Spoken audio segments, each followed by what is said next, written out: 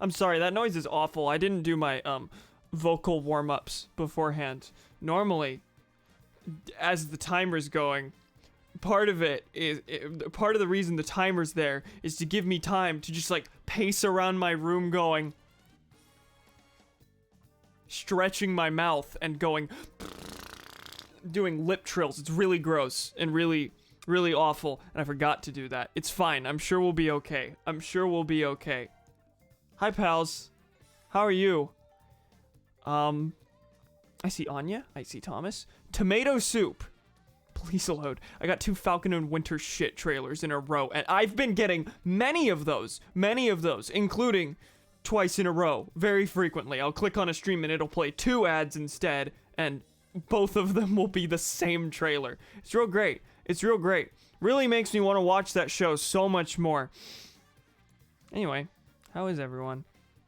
We're gonna keep the music on this time, because today, if you don't know, we're just gonna do fucking tier lists. That's the thing we're gonna do. I'm gonna hop on a bandwagon that people have been doing for weeks now, because growth.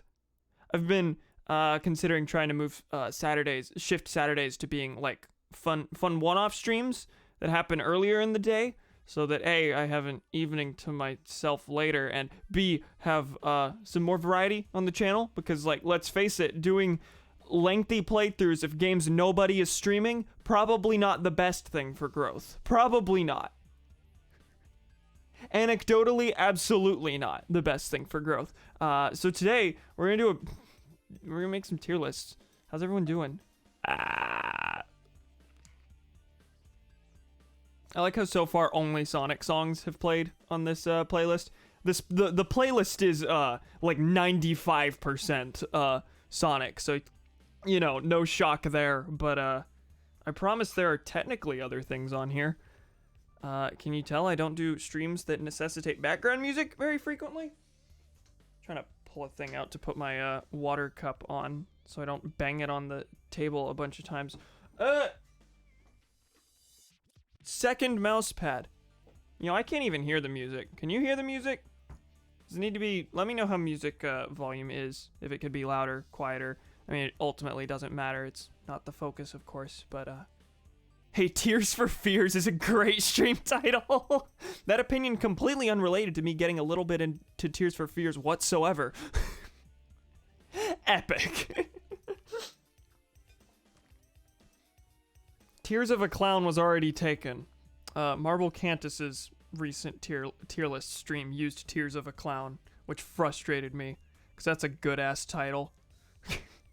One that I presumably would have landed on at some point, but, you know, I think Tears for Fears is a solid substitute. Alright, I guess we should hop into it. I'm on my PC, which is not a frequent thing to occur on streams, so I had to adjust my setup a teensy little bit. Yeah, let me... Okay, I adjusted the music a little bit. Do an MPU tier listgma.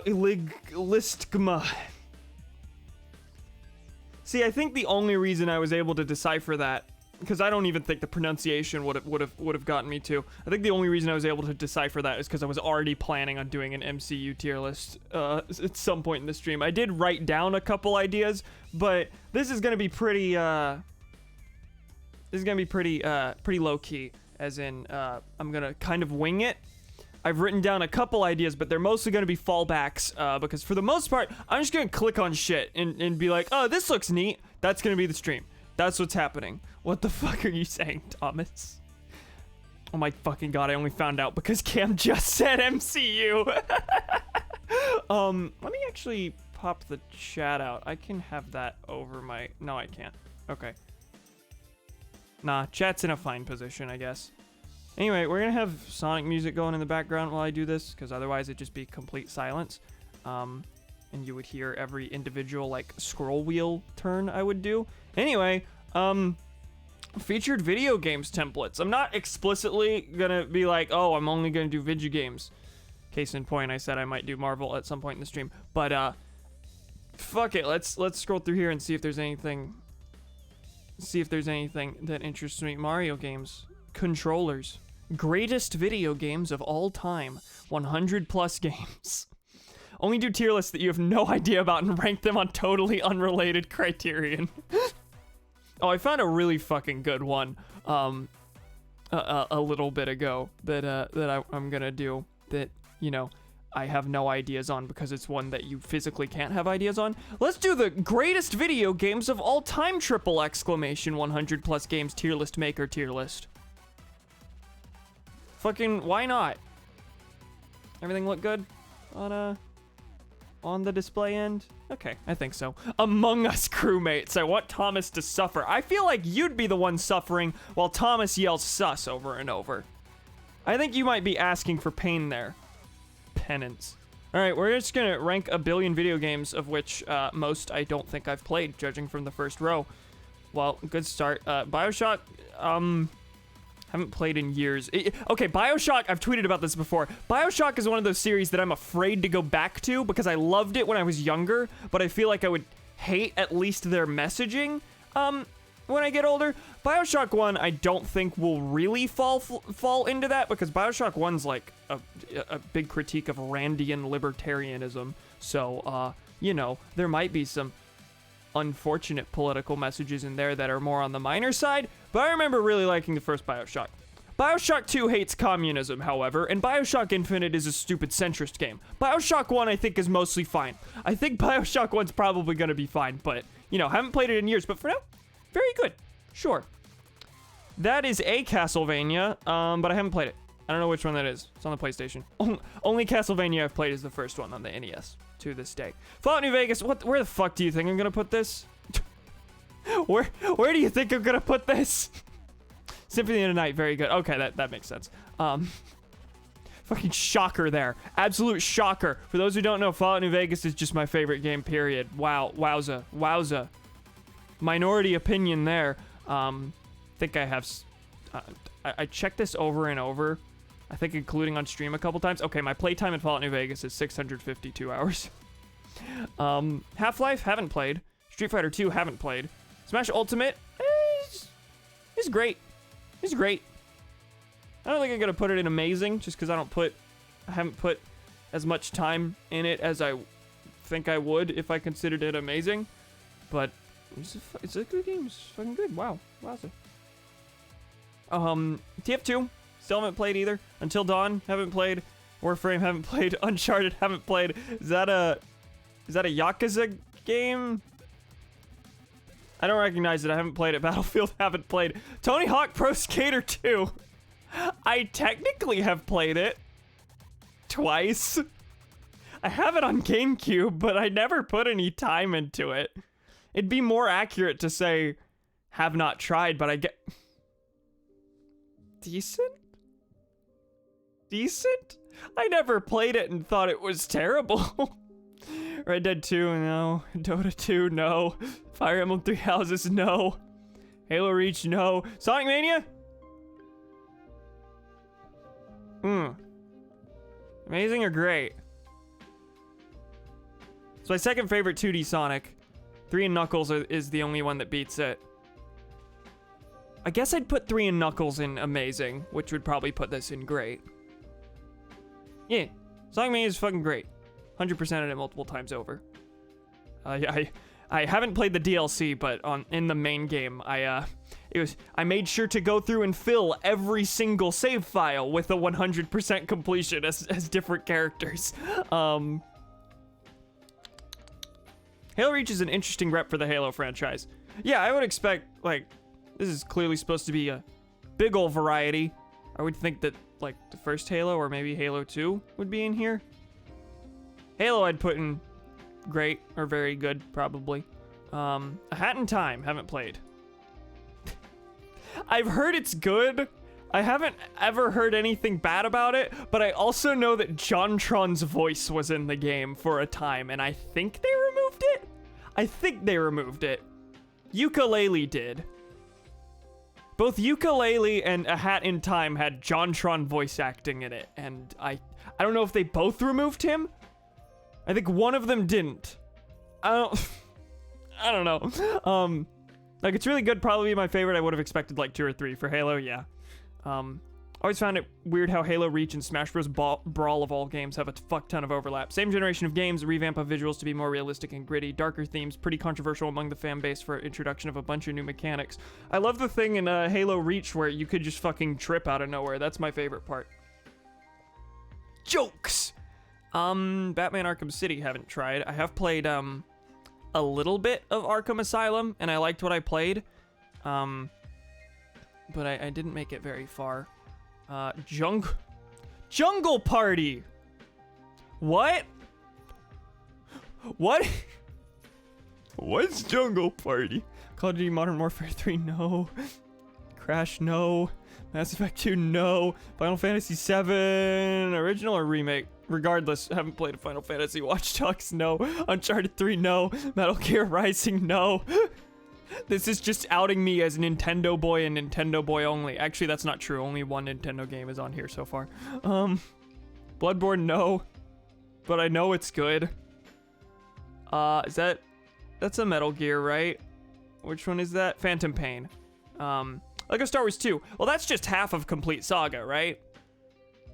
Complete Saga is just like a merger of Lego Star Wars 1, which was the prequels, and then 2, which was the original trilogy, right? So I can rank this. I've only played the Complete Saga, but he's very good. He's good. I liked it.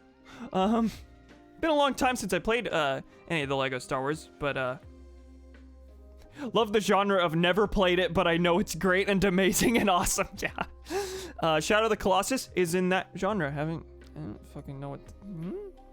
XCOM 2, no. Assassin's Creed, no. Grand Theft Auto, no. Metal Gear, no. Assassin's Creed, no. Smite. Doom. Amazing. Doom is fucking good. Hurts me that I haven't played Eternal yet. I don't think my system would be able to run it. But Doom 2016 is great. Probably It and BioShock, I think, are the only like single-player shooters that I really like, that really resonated with me a ton. That aren't like, you know, shooter RPGs like Fallout or The Outer Worlds. Doom and BioShock kind of occupied the same place in my heart. But there's a gulf there. There's a gulf there. Doom, I can just unequivocally say, is amazing. BioShock is like, I liked it. I might not on a second playthrough. Doom, I know, like, no matter how many times I play it, I'll probably adore it forever. Borderlands 2, no. Final Fantasy, one of them, is that an X and a V? X and an I. Final Fantasy 11? Regardless, I don't know. Watch Dogs 2, no. Dark Souls 3, no. Dark Souls, no. I'd probably like the first one at least, but still haven't. Oh shit, no, I didn't even. Listen, if it's a recent game, it's either the first thing on my mind or it's very much in the back of my mind because not enough time has passed for me to be like, wow, I have such good memories with that game. Yeah, no, I just fucking forgot about Halo. Halo's good. First one's very good. Shadow of War, no. Need for Speed, no, but I have Need for Speed Carbon for the Wii. I haven't played it, but I have it. Super Mario Odyssey, masterpiece. Just unequivocally, there it goes. No qualms about that. Devil May Cry? No.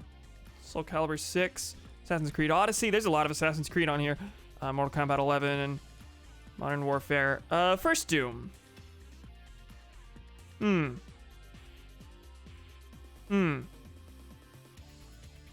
good. He's good.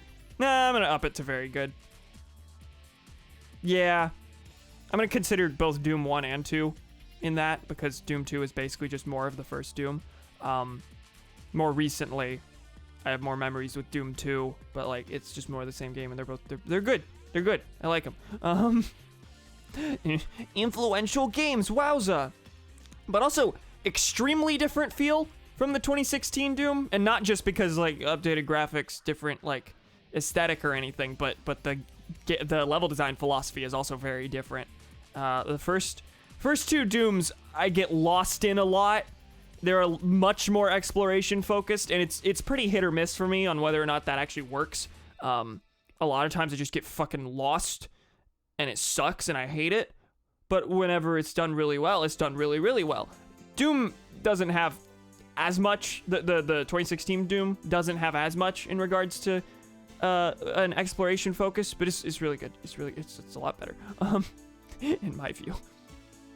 But I'm sure there's probably like a subsect of people who like hate the modern ones but adore the classic ones, because they are very different games. I don't like this is a modern update. I wouldn't call it like. It's not a remake, obviously, but like, if this had different aesthetics, the 2016 Doom could be in a different series. Like, their design philosophy is very different. Classic Doom was also like the first FPS, so there's going to be major design differences. Absolutely, yeah. First one doesn't have near as much of a focus on like feeling cool in combat. It's mostly the aesthetics that get that across. Like, it feels nice to play, and the combat is good. But a lot of times you're just like wailing on the same thing with the same weapon over and over, whereas Doom 2016 like really focuses on making the kills feel satisfying. So yeah, there's that. The combat's better in this one. I think most of the things are better in this one. The classic Doom has much more of an exploration focus. They're very different games. What is this? Oh, we're tiering video games? Yeah, we are. This is basically just 100+ games, just to cover a huge bit of variety. And most of them I haven't played, as you can see. Anyway, welcome, Partly. How you doing? Give link. I will do that. There you go. There's the current list. All right, what's next? That's a Half-Life. Nope. This is League of Legends, right? Overwatch, I've played a little bit of. Not enough to really even rank it. It's fine. It's fun. I've seen wildly ranging opinions. Like, people really, really liked it when it came out, and then since then I've seen people who once really, really liked it hate it. So, I mean, I don't know. It's like fine. I enjoyed the little bit of time that I spent with it. I did not get good at it at all. And I only played as like Tracer. I think that was fucking it. Tracer and McCree maybe. Never got good at it. Never learned any of the characters, but it was fun. I don't know why I purchased it, because I spent like $40 or so. I don't know how much it was when I bought it, but I spent like $40 on it and then played it like 4 times. I don't know why I did that. Pinnacle of like impulse buys as far as games go for me. But it's fine. Overwatch and Tony Hawk Pro Skater 2, same tier. Another Crash, God of War. That's a Dragon Ball game. Far Cry 3, FIFA, Tetris. Man, Tetris is great. Tetris is great. Okay, playing Tetris alone is like fine. Tetris 99 would go in great, absolutely. Normal Tetris is good. It's good. It's hard for me to stay super engaged when I'm just playing like standard Tetris on its own. Oh damn, you should get Far Cry 3 or 4. I know I should. Fortnite. World of Warcraft. Pokemon Emerald. I played like the start of Pokemon Emerald, but never owned it. And in general, Pokemon to me is like, it's fine. I'm sure it's great. I just can't get into it. Not since growing out of Pearl, I guess. Fun fact, Tetris is the best-selling game of all time. No shock there. Thought it was Minecraft by this point. I hear different things. Once I heard it was Wii Sports, once I heard it was Minecraft, once I heard it was Tetris. Once I heard it was Grand Theft Auto 5. For a while, wasn't Grand Theft Auto 5 like the best-selling piece of entertainment ever or something like that? Personally, I think 4 is better than 3, but they're on the same engine, so you can choose whatever. Yeah, I've heard. I've vaguely heard that like there's a bit of division there on whether 4 like is a step away from what made it good or whatever, but I don't fucking know. I don't know. I don't know Far Cry. Tetris counts all forms of Tetris because different Tetris games usually aren't different. They're literally just Tetris. Yeah, understandable. That's another God of War. Presumably one of those was the reboot somewhere in there. Grand Theft Auto 5. What is this? What am I looking at? I haven't played it, but I don't know what I'm looking at. Yakuza 0. What am I looking at? Lego Indiana Jones, Lego Star Wars, the first one. Well, to me, those are the same game. So, wanted to complete saga is just... presumably the complete saga just added content. I don't imagine it removed stuff from either of these. Complete sagas basically just building them together. Oh, that's Horizon Zero Dawn. Oh, okay. Mario Kart 8. It's great. It's a good game. I like it. About the same as Smash in my book there. Positions here, I'm not ranking any of these like in comparison to each other. Same tier is same tier. That's it. Super Mario Galaxy, masterpiece. Big shock there. Wow. Minecraft. At this point, it's gone through so many changes that I'd have to just say I haven't tried it before. I've played it like twice for like 20 minutes each. I'm the last person on the planet who hasn't like legitimately given Minecraft a solid go. It just doesn't seem like I could doesn't seem like I'd get into it, but I know it's good. It's another one of those, it's like, I know it's good, but doesn't seem like my thing. Like, I adore Animal Crossing, and I have such a hard time making my own fun in it, and Minecraft is like entirely make your own fun. This is difficult for me. Monster Hunter, nope. Overcooked 2, nope. Counter-Strike, nope. Pac-Man, it's Pac-Man. It's fine, it's not as good as Tetris. I don't have a soft spot for just like standard Pac-Man really. Pac-Man Championship Edition is pretty good. That's about it. I'm sure there are twists on Pac-Man that I would like, but like just standard Pac-Man is fine. Mario Galaxy good, hot take. Wait, they got Papers, Please. Oh, do they? I've heard of that. I've heard it's good. Yeah, I know a lot of people would just put it like in amazing or great.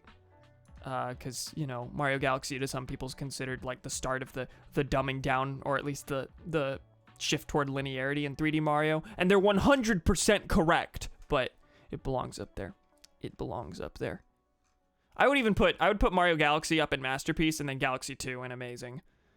If you judge them solely based on level design, a lot of people like prefer Galaxy 2 to the first one, and on that metric alone, like it's basically just more Mario Galaxy with the more refined level design. But to me, games are more than that. Mario Galaxy's got amazing like sort of melancholy aesthetics. It's got a good story. And you know, it's just more memorable to me regardless of how good Galaxy 2 is as well. Persona 5, nope. Pokemon Sword, nope. Pong. It's not bad. I like... I spit everywhere, though. Sorry. I like Pac-Man more than Pong, but Pong isn't bad, but it's just Pong. Where the fuck do you want me to put Pong? Bad. Decent, I guess. I don't know. Pong same tier as Mario Odyssey. Yeah. I'm gonna put it in bad just because it can't hold my attention for a long time. But it's Pong. It's not a flawed game because it's so rudimentary that like it's so hard to like even analyze like what could make it good or bad. It's just, you know, is Pong. What more do you want? Portal 2, you know, I own it and I haven't played it enough to say I've really tried it, but Portal 1 is really good. Oh, it's been so long since I played it. I'm gonna put it in great. It's a good game. I should stream that at some point. That would also make me go through Portal 2. Jackbox Party Pack 6. Is that the one with Joke Boat and Trivia Murder Party? That's the one, right? That's the one that I've played most with my pals. Let me hold up. Okay, no, camera looks fine. It looks very bright on this screen. 6 is Joke Boat. Okay, yeah, that's it's very good. It's very good. What are the... Let me, which ones are on that? Jackbox Party Pack 6. Okay, so that is... Trivia Murder Party 2, good. Dictionarium, pretty good. Push the Button, it's bad. Push the Button's bad. Joke Boat, very good. Role Models, fine. Oh, that was a ding. Oh, what was the ding? Partly hosted. Thanks. Appreciate it. Okay. Out of these, the ones I really like are Trivia Murder Party and Joke Boat. Role Models is fun. Dictionarium is fun. Push the Button is... I don't like it very much. Very Mungus. Maybe I just haven't played with a big enough group. Or maybe the groups I'm playing with are too big. I've played it twice, and both times it seemed very, very in favor of the aliens. But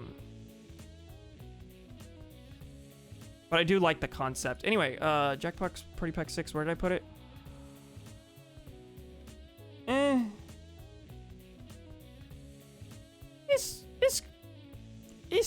It's very good. It's very good. Most of the games are good. It's only got like one real not great one for me. The one I own is Party Pack 4, and Fibbage is the only good game on it, which is unfortunate because Fibbage is my favorite one, and I think Party Pack 4 has the most up-to-date version of Fibbage. That's my favorite Jackbox game, period. Everything else on the collection sucks. Like, I don't think there's a single other good one. Maybe I just haven't played it enough to really milk the others, but Party Pack 4 is not very good. Party Pack 4 is the best Party Pack. For Fibbage alone.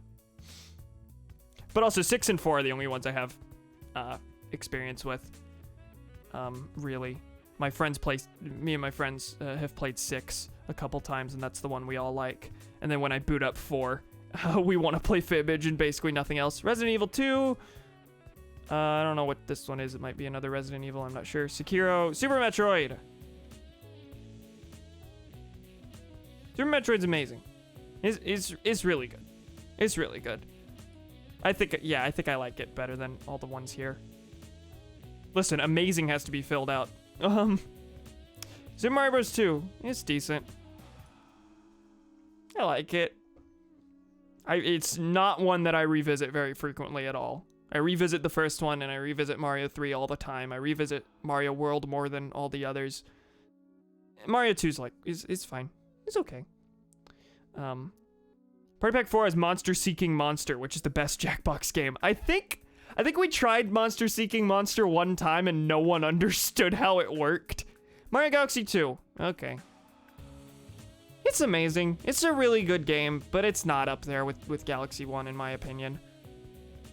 It just doesn't have as much like meat to it beyond the level design. Like, it's the coldest take ever to say Mario Galaxy 2's story is just not there at all. And like, you know, you can say no one plays Mario for the story. Well, Mario Galaxy has the story in place, and the game is only better for it. So that is a point in its favor that Mario Galaxy 2 doesn't have. Therefore, Mario Galaxy 2, not quite a masterpiece. It's just really good.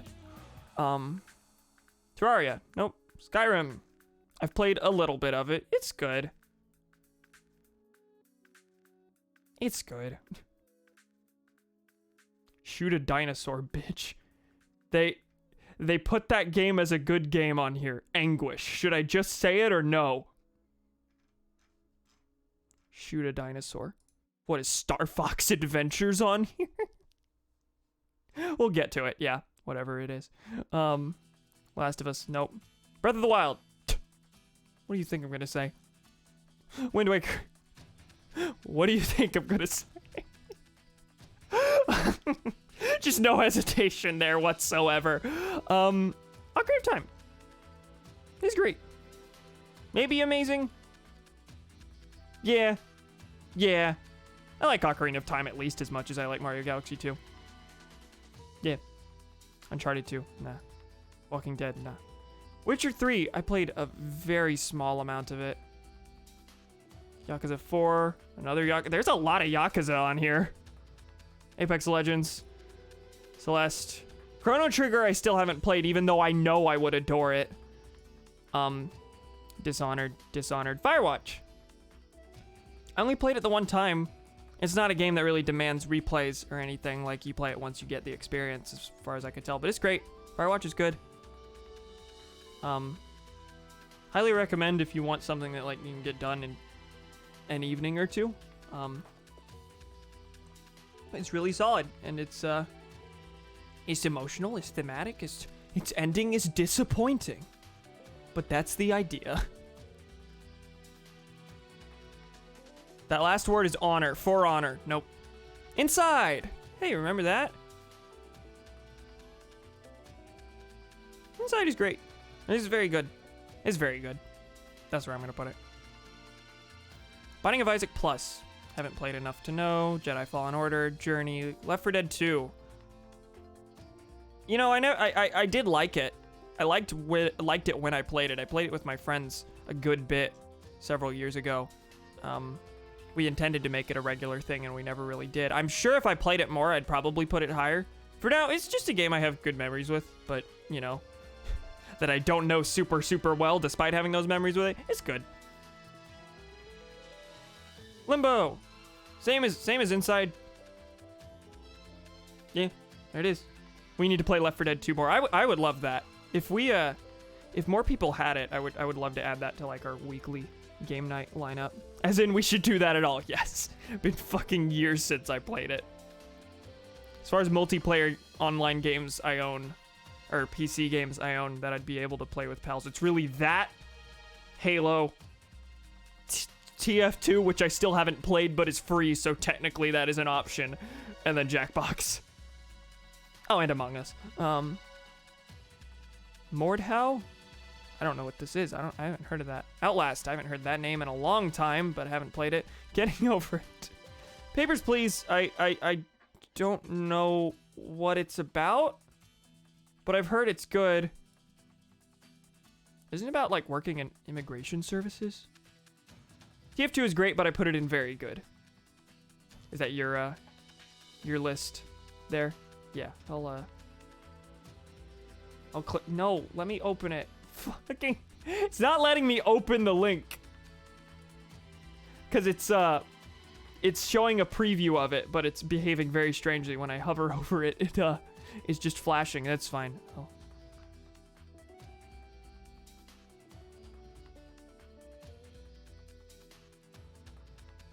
I got it. I dragged it in. This is Partly's list. We'll take a look at that later.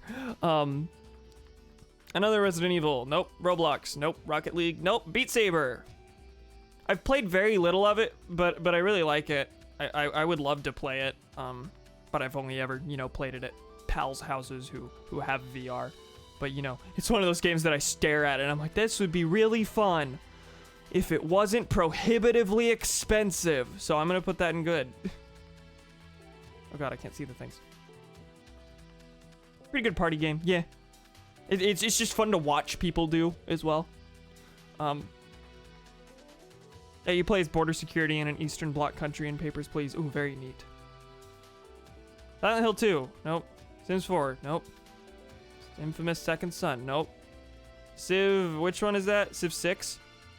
I haven't tried it, but I own it now. It was, the Switch version was in that lot of Switch games I got recently. Spider-Man. I know I would adore it, but it's on another console I don't own and therefore can't play, but I know I would adore it. Spore. Nope, Wii Sports. Wii Sports is very good. Not much you could say about it. What is this? Oh, what is that? Regardless, I haven't played it, but... Bully. Oh, okay. Deus Ex. Was this one? Factorio. There's Fallout 4. Okay. What are my honest views on Fallout 4? Because I want to put it in bad. Because it's not very good. But I had a lot of fun with it. It is a game that is very fun to play. It's just that it's one of those where it misses the point entirely of what you want out of the series. Like, that's not an uncommon opinion about this game. That's not a hot take, is that Fallout 4 is not the Fallout that Fallout fans want. So to that degree, I think it's the only game I've seen in this list so far that has actively disappointed me. That said, I have hundreds of hours in it. I like playing it.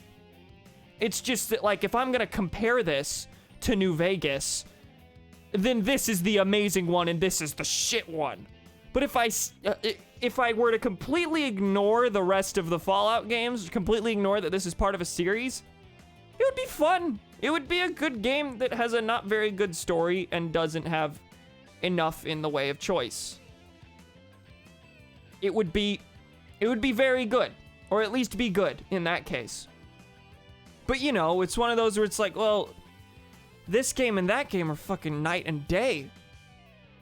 And anytime I discuss it, it's only to discuss its flaws. So I guess it's the only one here that actively disappointed me in any way. So for that reason, it's gonna be bad. But I put a lot of hours into it. And you know what? That gives me more reason to call it bad. Like, I don't think, I played a game a bunch, therefore that means I must like it, regardless of my actual intellectual opinions on it. No, that just means you know the thing better and therefore can criticize it better. It's bad. Fallout 4 is bad. Fallout 3 is also bad. Fallout 4 is better than 3, both suck. Yeah, I think I can agree on that front. They'll go in the same one for me, though. They have Pathologic 2 on here? Based. Do they have the first one? I still haven't played 2. But the first one's so good. 76 I never played. I actively chose not to buy it. I'm sure if I did, it would probably go in really bad. Despite I'd probably still have fun with it regardless of the fact that it far more than these two this is not what people want out of Fallout. This is not even close to what I want, but yeah, this is gonna stay in have not tried though. It is a game I'm allowed to have opinions on, however. Far Cry 5, nope. Far Cry 3, nope. 4 was way up on the list, and then they throw 5 and 3 at me at the same time. Warcraft, Counter-Strike again, Gmod, nope. Guitar Hero 3, no. Heyday. I've never heard of this. It looks like a mobile game.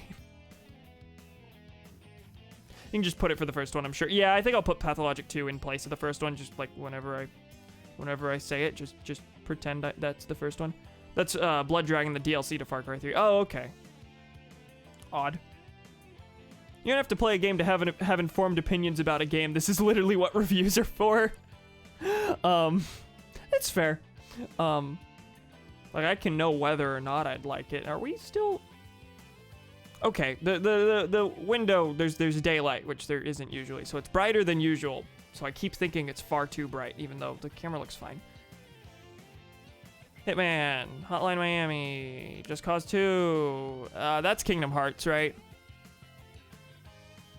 I do wonder how I would feel about Kingdom Hearts, but Life is Strange. Something else. Metro. Mount and Blade Warband. I've never heard of that. What am I looking at here? That's Kingdom Hearts 3. Pathologic 2. Pretend I'm answering for Pathologic 1. They're different games, but I imagine the things I like about Pathologic 1 are probably there in Pathologic 2. Anyway, Pathologic is amazing. Mount and Blade is like this indie thing people love. Okay. Path of Exile. Plants vs. Zombies. Could someone link the tier list again? Yeah. Here you go. Postal 2. Prototype. Rainbow Six Siege. Saints Row. Sniper Elite. Stalker. Battlefront 2 I still haven't played. This is another Star Wars. Is that the new Battlefront? That's what that looks like. Haven't played it. Super Hot. System Shock 2? I think. Undertale. I know it would be up here. Haven't played it. Pokemon Blue. No, I never played the original Red or Blue. That's the new one with Ray and Maul on the cover. Oh, that is Ray over there. You should play Undertale. I know. I plan to stream it at some point. I know I would love it. I know I would unequivocally love it. Animal Crossing, that's New Horizons, right? Okay. The only one I really can have an opinion on, it's very good. I wish after playing it this long I could put it up here. Because I feel like if I gave New Leaf enough time, it would be masterpiece or amazing. New Horizons is very good.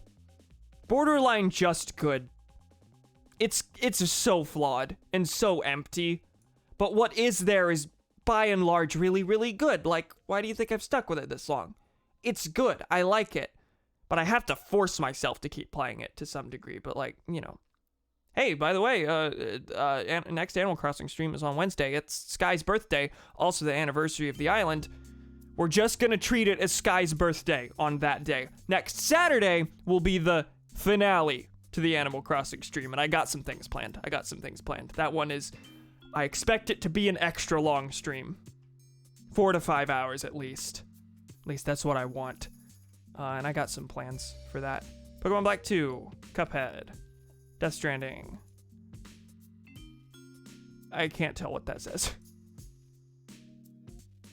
What? Play 2. Is that a word before that? Is that a word before? Grounded. Oh, is that the recent Obsidian game? I haven't seen footage of that, but it's Obsidian, and the only Obsidian games I've played are good. Just Dance 2020. NBA 2K20. Different Persona 5, probably a DLC. The one you can't read is Diablo, I think. Yeah, that makes sense. Sly 3, haven't played any of the Sly games. Spec Ops The Line. Valorant. Crusader Kings 2. Divinity. Dead or Alive 6. Dragon Quest 11. Dying Light. Fall Guys, this sucks, man.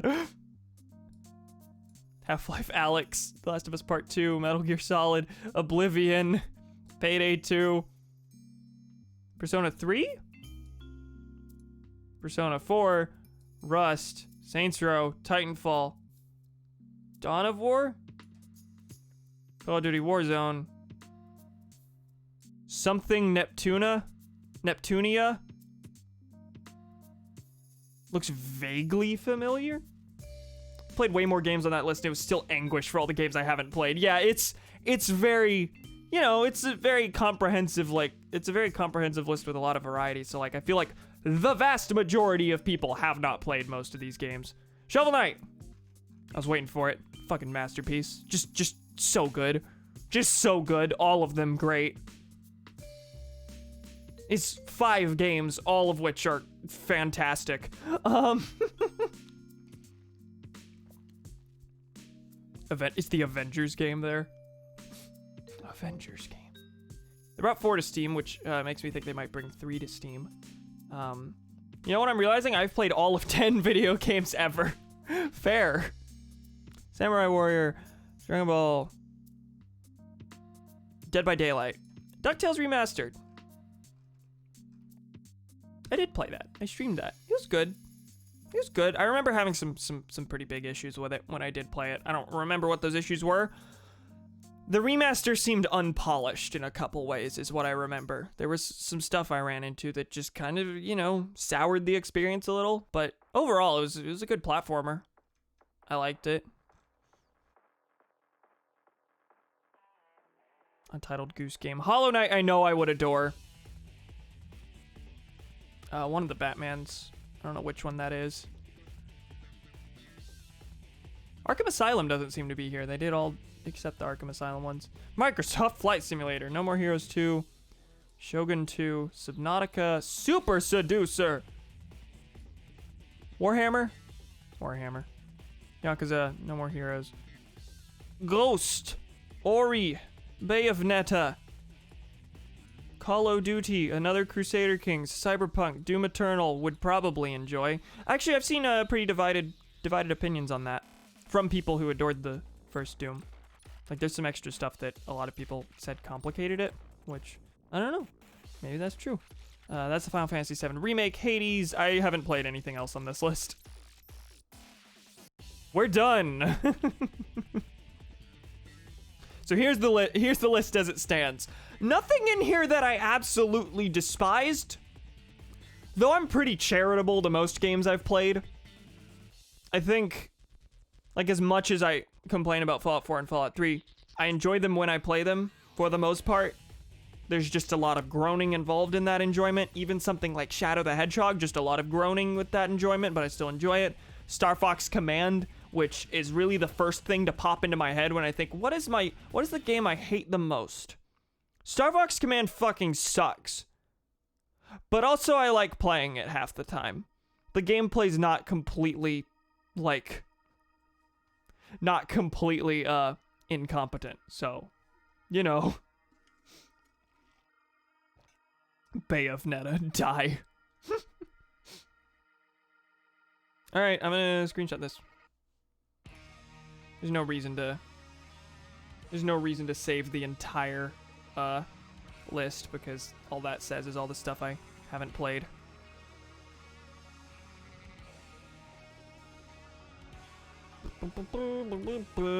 Tier lists folder, and then I'll post those later.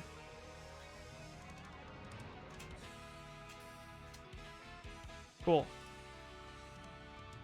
Lego Star Wars levels or War crimes rank.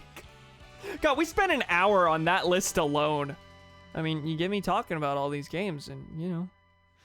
If anyone else has filled out this list, feel free to post. I'll take a look at Partly's list. Masterpiece, haven't played. Doom, yeah, it's fair.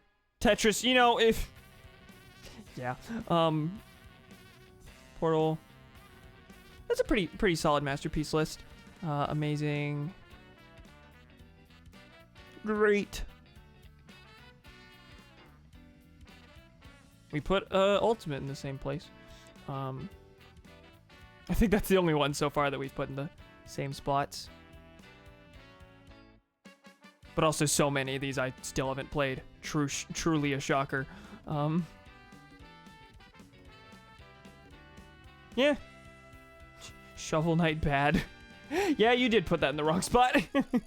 Where did you mean to put that?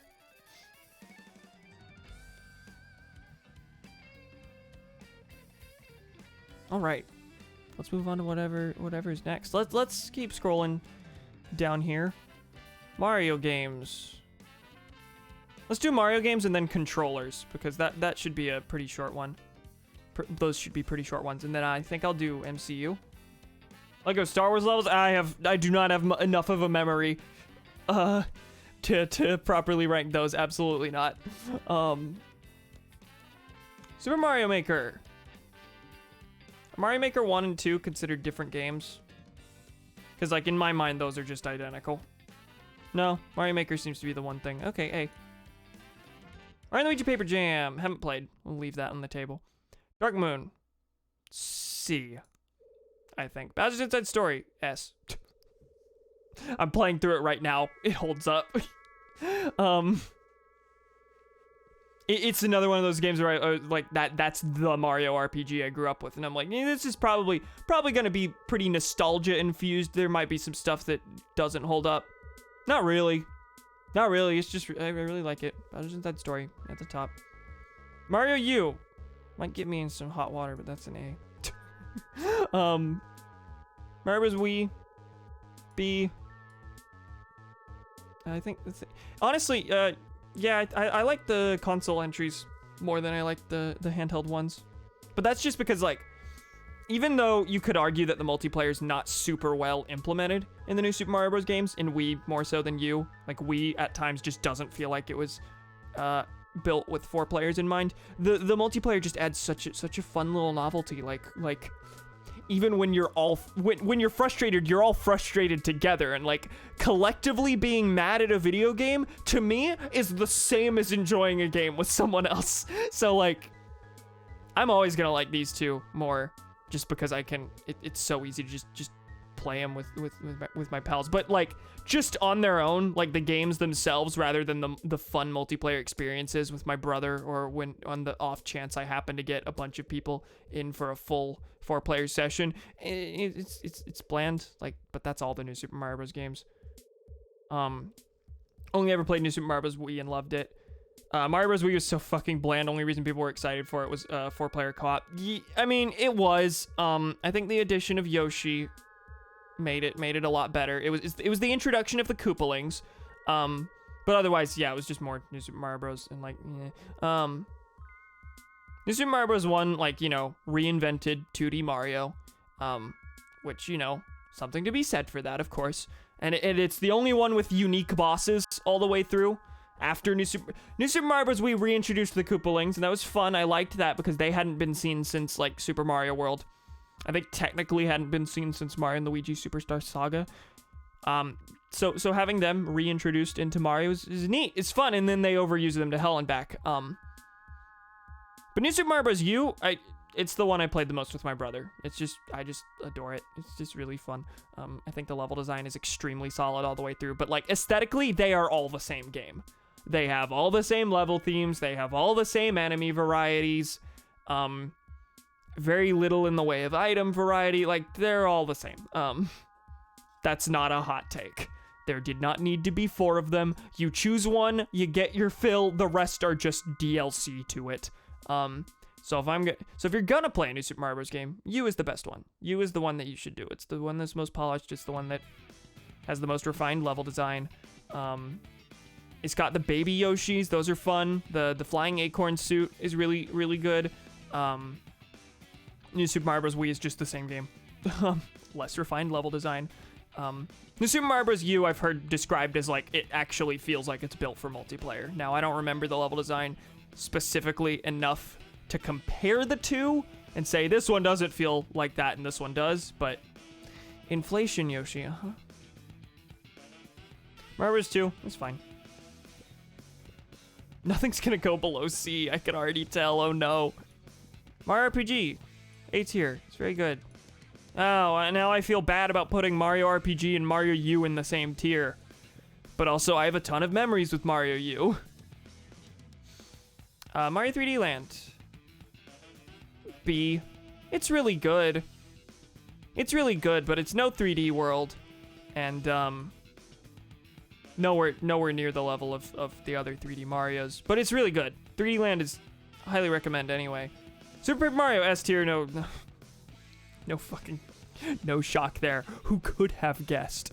Superstar Saga, probably A. I'm hesitant to put like any of the Mario and Luigi games below A tier, because like I just love all of them. Bowser's Inside Story is my favorite, but Thousand Year Door. I'm actually not gonna put that in S tier. It's really, really good. It's everyone's favorite. It's the pinnacle of the Paper Mario formula as it was.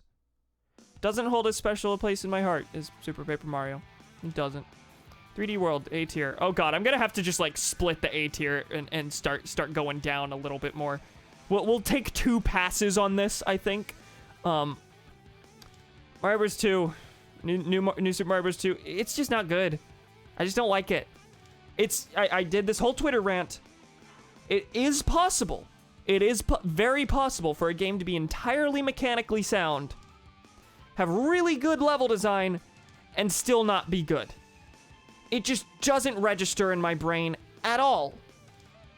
Like, it's one of those that I played, and then immediately after the credits rolled, I was like, that was a waste of my time.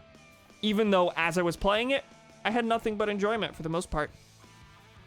But there's nothing to it.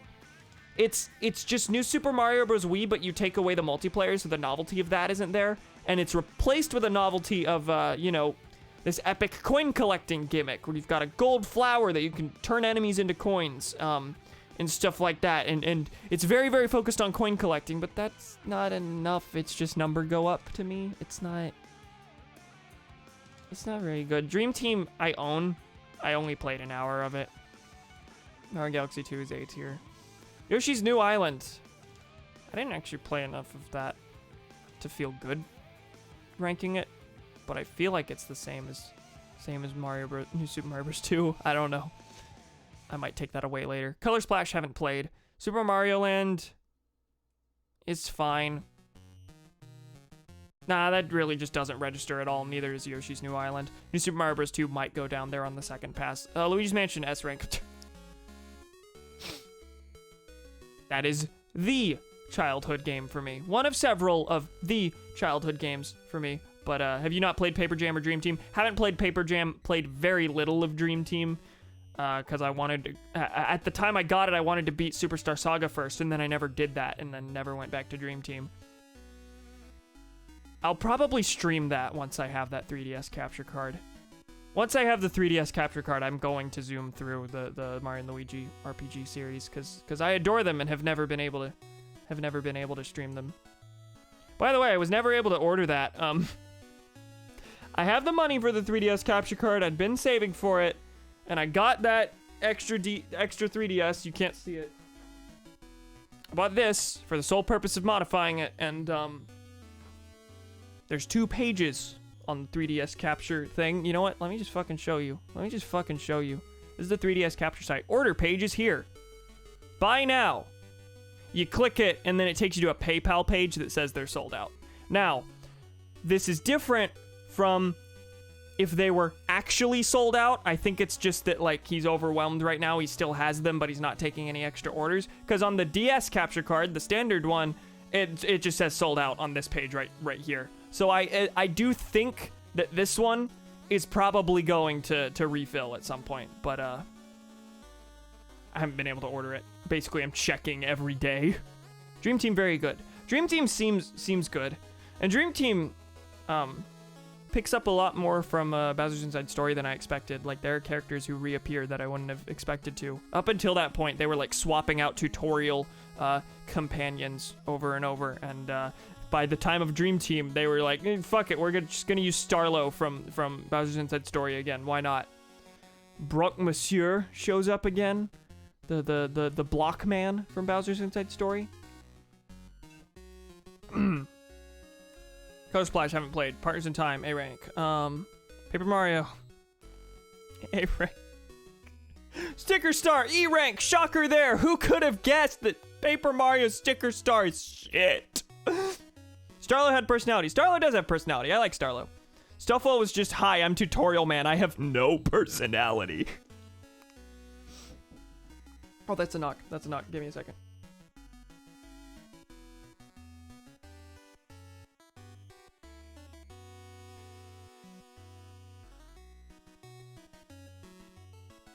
Hi, I'm back.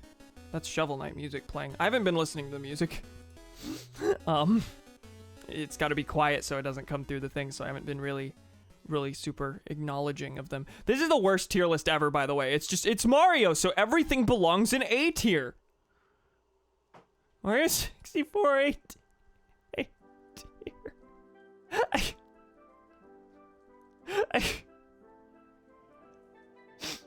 This is not Shovel Knight music. This is Go Child music.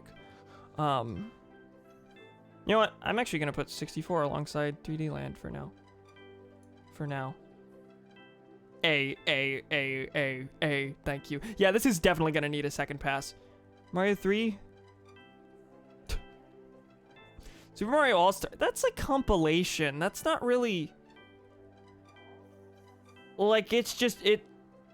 It's better than Mario 3 because it has Mario 3 and also other games. That's a weird choice to put on here, given some of the omissions. I guess this was probably made early enough that Luigi's Mansion 3 isn't here. Mario 1, B, I guess. Mario Galaxy, yes. Mario Land 2 is pretty good. Mario Sunshine, A rank. Mario World, A rank. Yoshi's Island, I have a hard time ranking that because I liked it, but I don't know that I feel like I got very frustrated with it as a kid. Like, I feel like I'd like it a lot more now than I used to. For now, honestly, I'm gonna put it in B. And then All-Stars, I'm gonna leave on the table. That's a compilation. I've played it, but I don't care. The other games that are in it are all here. Is it using that as a stand-in for Lost Levels? Because Lost Levels is not very good. Lost Levels is fine. But its whole thing is that it's just more difficult Mario 1. So I don't care. It doesn't register in my brain ever. If I'm comparing Mario games, like, that's not the one I'm going to remember things about. Okay, let's take a second pass at this because this was rough. S rank, Bowser's Inside Story, Mario Odyssey, Super Paper Mario, Luigi's Mansion, Mario Galaxy. You know what? Those are probably the ones that are closest to my heart. All of those laid out on the table like that. Now, Mario RPG, I don't think is on the same level as Thousand Year Door. So I think that's gonna go to B for now.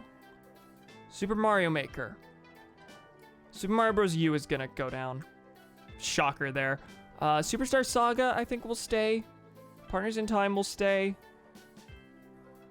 Galaxy 2 will stay. 3D World stays. I feel like you'd have a better time if you renamed the tiers to something you'd verbally say about them rather than S and A. Perhaps. Because, like, you have to treat this more so as, like, E for Mario standards. Like, most of these aren't bad games, so I'm so hesitant to put them below B. Even though C is ultimately still a positive rank. But no, you're right. I don't think I'm gonna rename them, just because I'm this deep into it. But like the only one here I'd say is actually bad is Sticker Star. Super Mario Land is it just bounces off you and then leaves. But that's not a bad game. Well, you might say it's a bad game, but it's not like a mechanically flawed, disappointing, frustrating, angering game like Paper Mario Sticker Stars. Sticker Star belongs there. Yoshi's New Island, I don't know if it belongs there. People didn't like it when it came out. I played it for a day and was like, I don't know why I spent money on this. Because Yoshi's Island DS isn't here, by the way. People hate Yoshi's Island DS, but I remember really liking it as a kid. I played that all the way through and really loved it. I liked it more than the original. Now, would that hold true today? Possibly not. Presumably not.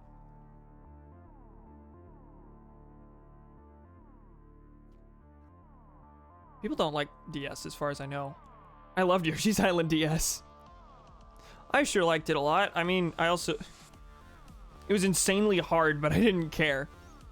I feel like for me as a kid, it was probably mostly just the novelty of having all the extra babies. Like you got Baby Mario, you got Baby Donkey Kong, Baby Peach, Baby Wario, and Baby Bowser. And they all have different abilities. It's all really cool. But at the same time, maybe I wonder how those are implemented. Maybe there's some flaws to how that's implemented. Maybe the level design isn't that good. I've never seen, like, anytime I see Yoshi's Island DS brought up, it is never to say something positive about it. I don't know if people hate it, but I've never seen a thing that I've never seen someone say a positive thing about it. People just don't seem to like it that much. But then Yoshi's Island, the first one, is like the greatest game on the planet, apparently. Okay, 3D World is A. Galaxy 2 is A. Partners in Time, yes. Paper Mario, let's go down. I don't remember it well enough to say that I definitively like it as much as I like Partners in Time or Superstar Saga. Mario 3, let's go down. Mario Sunshine, let's go down. I don't know what to say about Mario 64 because Mario 64 frustrates me a lot, but I know it's really good and I really enjoy it. But you know, as I'm playing it, there's always in every play session, there's always that little bit where it's like, oh, yeah, no, this is Mario 64, isn't it? But Sunshine has that in fucking spades. So I think I like Sunshine more. Sunshine's a more flawed game, but I think I like Sunshine more. Oh, but I really don't want to... Okay, Dark Moon goes down. All of these go down, actually.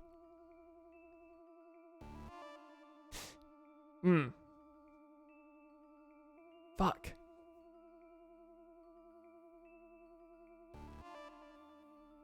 Oh. Oh, if I move anything further down, I feel like those takes are not going to be kind to me. You know what?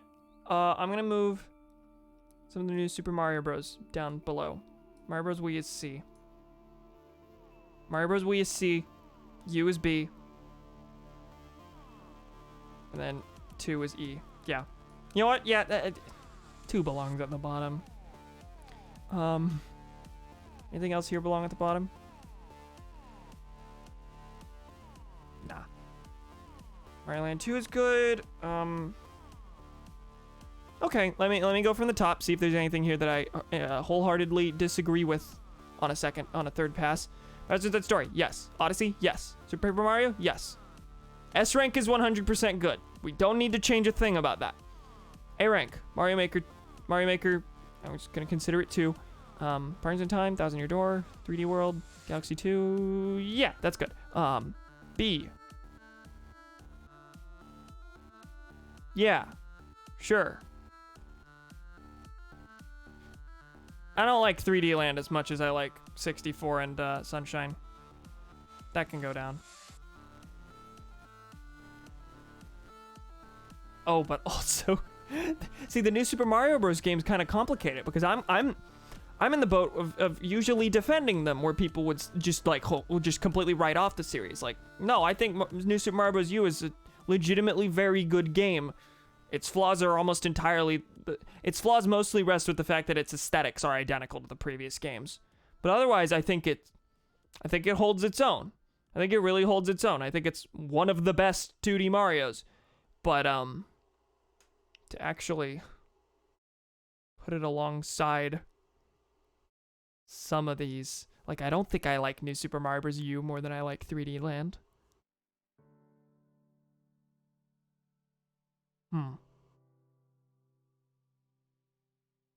Here we go. This is better.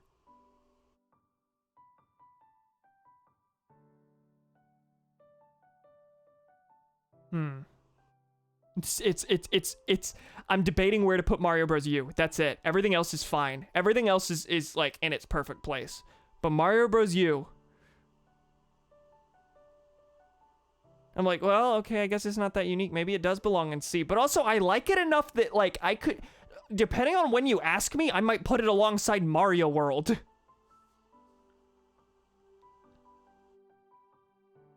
Nah, B. We'll just go 1. Each one is in its own tier. Alright, this is such a weird list. This is such a once you get to B and below, you gotta take everything with a grain of salt. But like, they're all good games. Except for this. We don't talk about this. But they're all good games here. So, like, to lower any of them feels wrong. But yeah, I'm gonna go ahead and save that. I have no opinions here. That's fair. Completely understandable. Mario games. That took longer than expected. But controllers shouldn't. Controllers shouldn't, because I haven't used most of these. We're gonna move on to this, and then MCU movies, anyone? Or should I do a jokey one to kind of break it up? Joy-Cons. Oh, that's a toughie to start off with, because they, conceptually, so good. But they suck. Oh, the Joy-Cons suck. Joy-Cons are garbage. Just awful.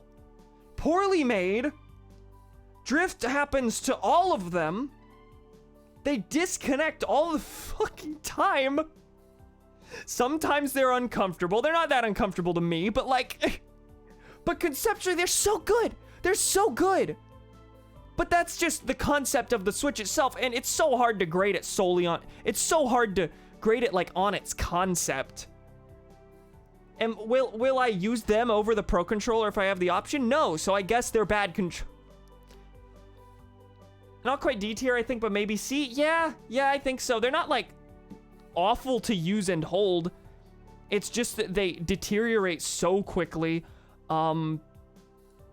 They are uncomfortable to use if you're using them on their own, but also the idea of being able to just flip one over and use it as its own controller, that's really neat. Did you know the Switch is good? Did you know the Switch is really good conceptually and is just fucking genius? Wow, shocker, no one's ever said this. But from a manufacturing standpoint, the Joy-Cons are simply garbage. Simply terrible. Xbox 360 is pretty good. Original Xbox, never used it. SNES, it's fine. Is that the DualShock 3 or 4? I think that's 4. It's the only one I've really used. I don't own any PlayStation consoles. Original Xbox is hilariously bulky. Yeah, I know. People joke about it. People joke about it all the time, and they have their opinions. Some people really adore it. Some people say it's like one of the only controllers that's comfortable for their hands, and you know what? Valid, but I can't say looking at that I would enjoy holding that. But I haven't used it. The DualShock, it's all right. I don't love the sticks on the bottom. I was one of the seemingly few people who actually really liked the Wii U gamepad and Pro Controller having the right stick on top. I thought that was smart. I liked that. Haven't used Saturn? Nope. Genesis? Nope. Wii U gamepad. That's the same as, it's in the same boat as the Joy-Cons. Like, conceptually, it's cool. I like it. There's some games that use the second screen really well. It's nice to have a touch screen on a console game. That's really cool, but it feels bad. It feels bad. The D-pad sucks. The buttons are weirdly mushy. They don't feel, doesn't feel like up to standard. But also, I don't hate it. I don't despise the Wii U gamepad. But also, you know what? It's got all the things I said about the Joy-Cons in spades, kind of. They're gonna break one day, and replacing them is gonna suck. It was one of the main reasons the Wii U didn't get third-party support, in addition to, one of the main reasons the Wii U didn't get big third-party support, in addition to its low power. But then the Switch has gotten better support, because it doesn't have the gimmicky touchscreen controller, despite the Switch being underpowered. I guess if anything on here is gonna go D, I suppose it is. I suppose it's gotta be the Wii U gamepad, but I like it. God, I hate the Wii U controller. Really feels like the GameCube controller was made for Smash Bros. And Smash Bros. Alone. Mouse keyboard's easy S tier. GameCube controller's pretty good IMO, but those hard plastic to-me things are horrible. The shoulder buttons? Wait. I guess the shoulder buttons? DualShock 1, I mean, visually it looks like it's turny. Oh, the shoulder buttons can tell how hard they're pressed, though. It's so cool. It is very cool. I love the analog shoulder buttons on the GameCube controller. Turny things on the GameCube controller.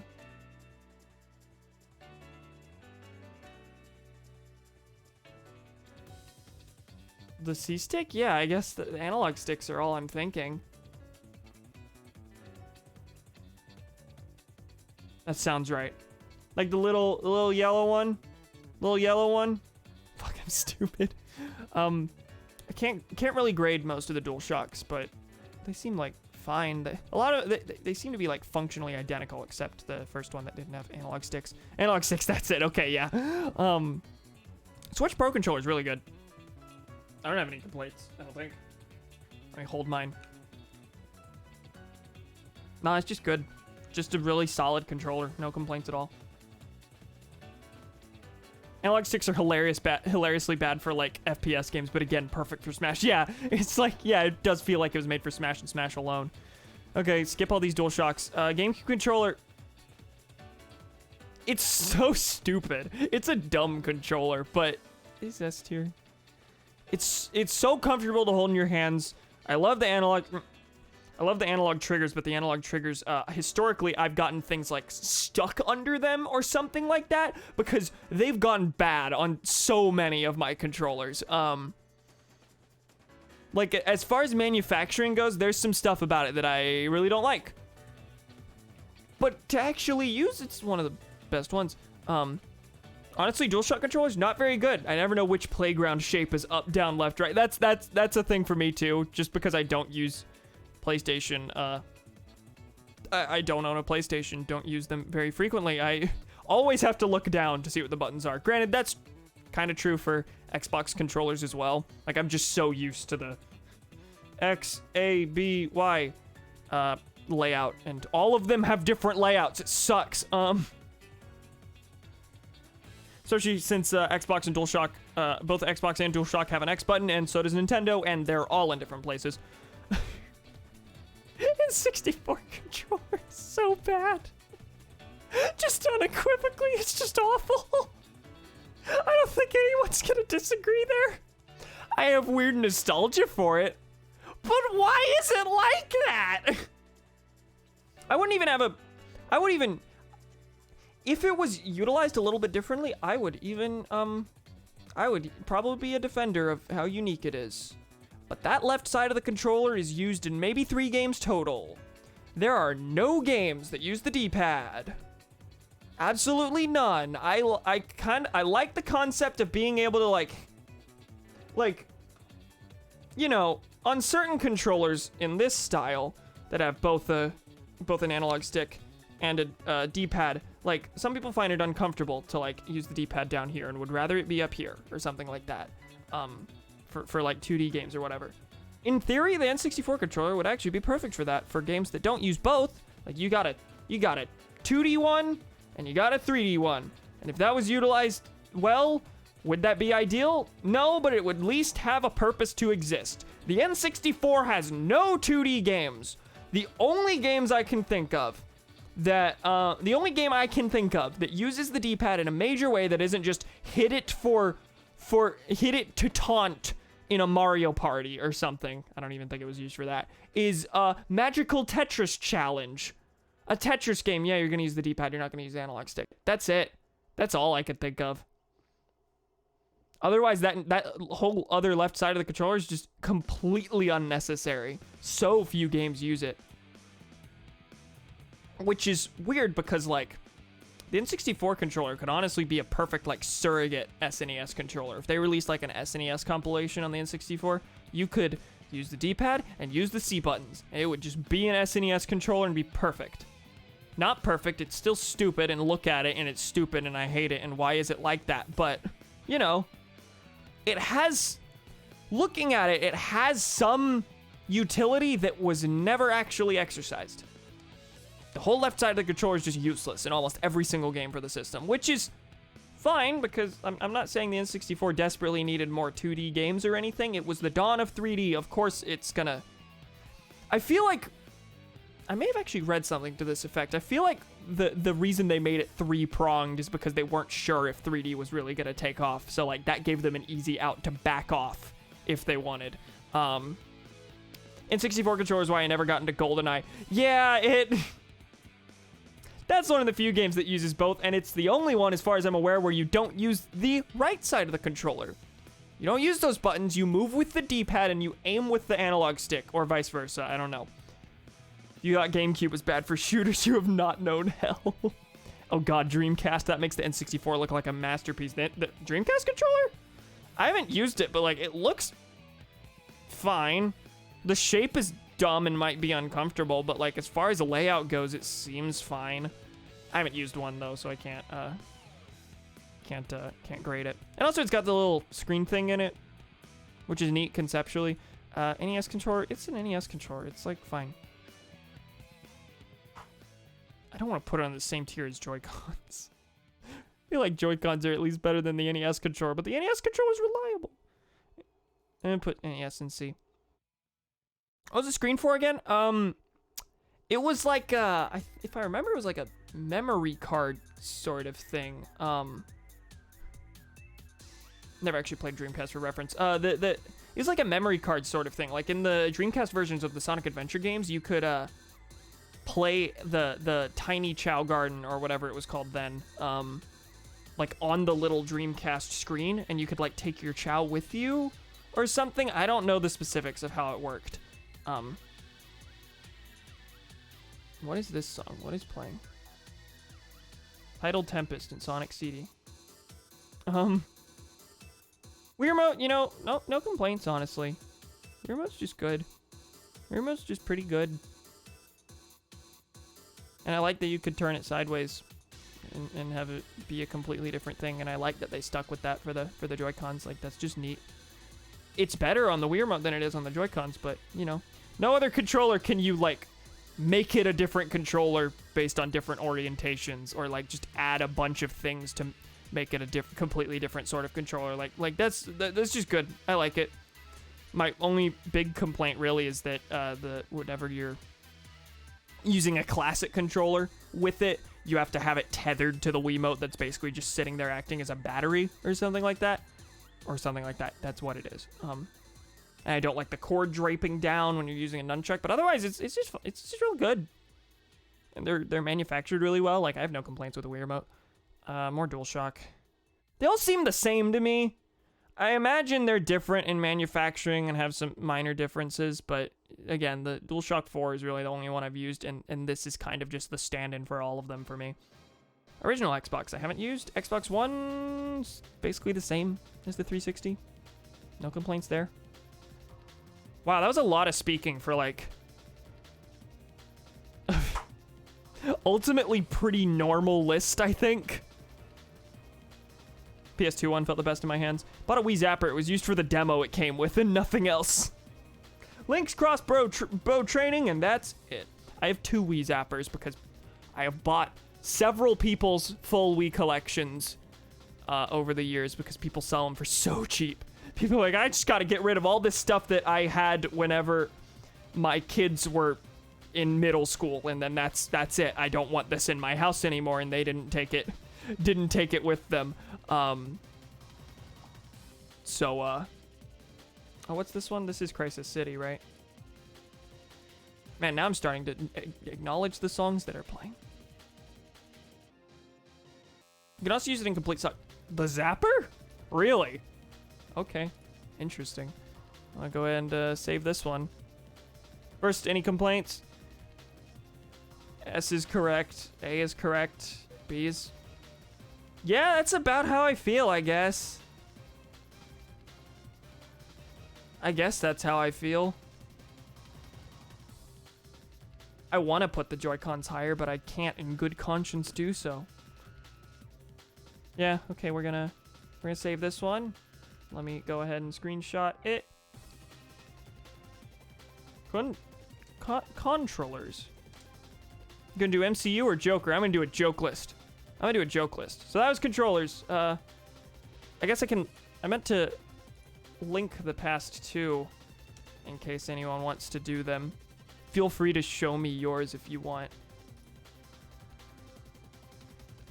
There's the Mario one, and then the controllers one. ContraPoints, thank you. Why?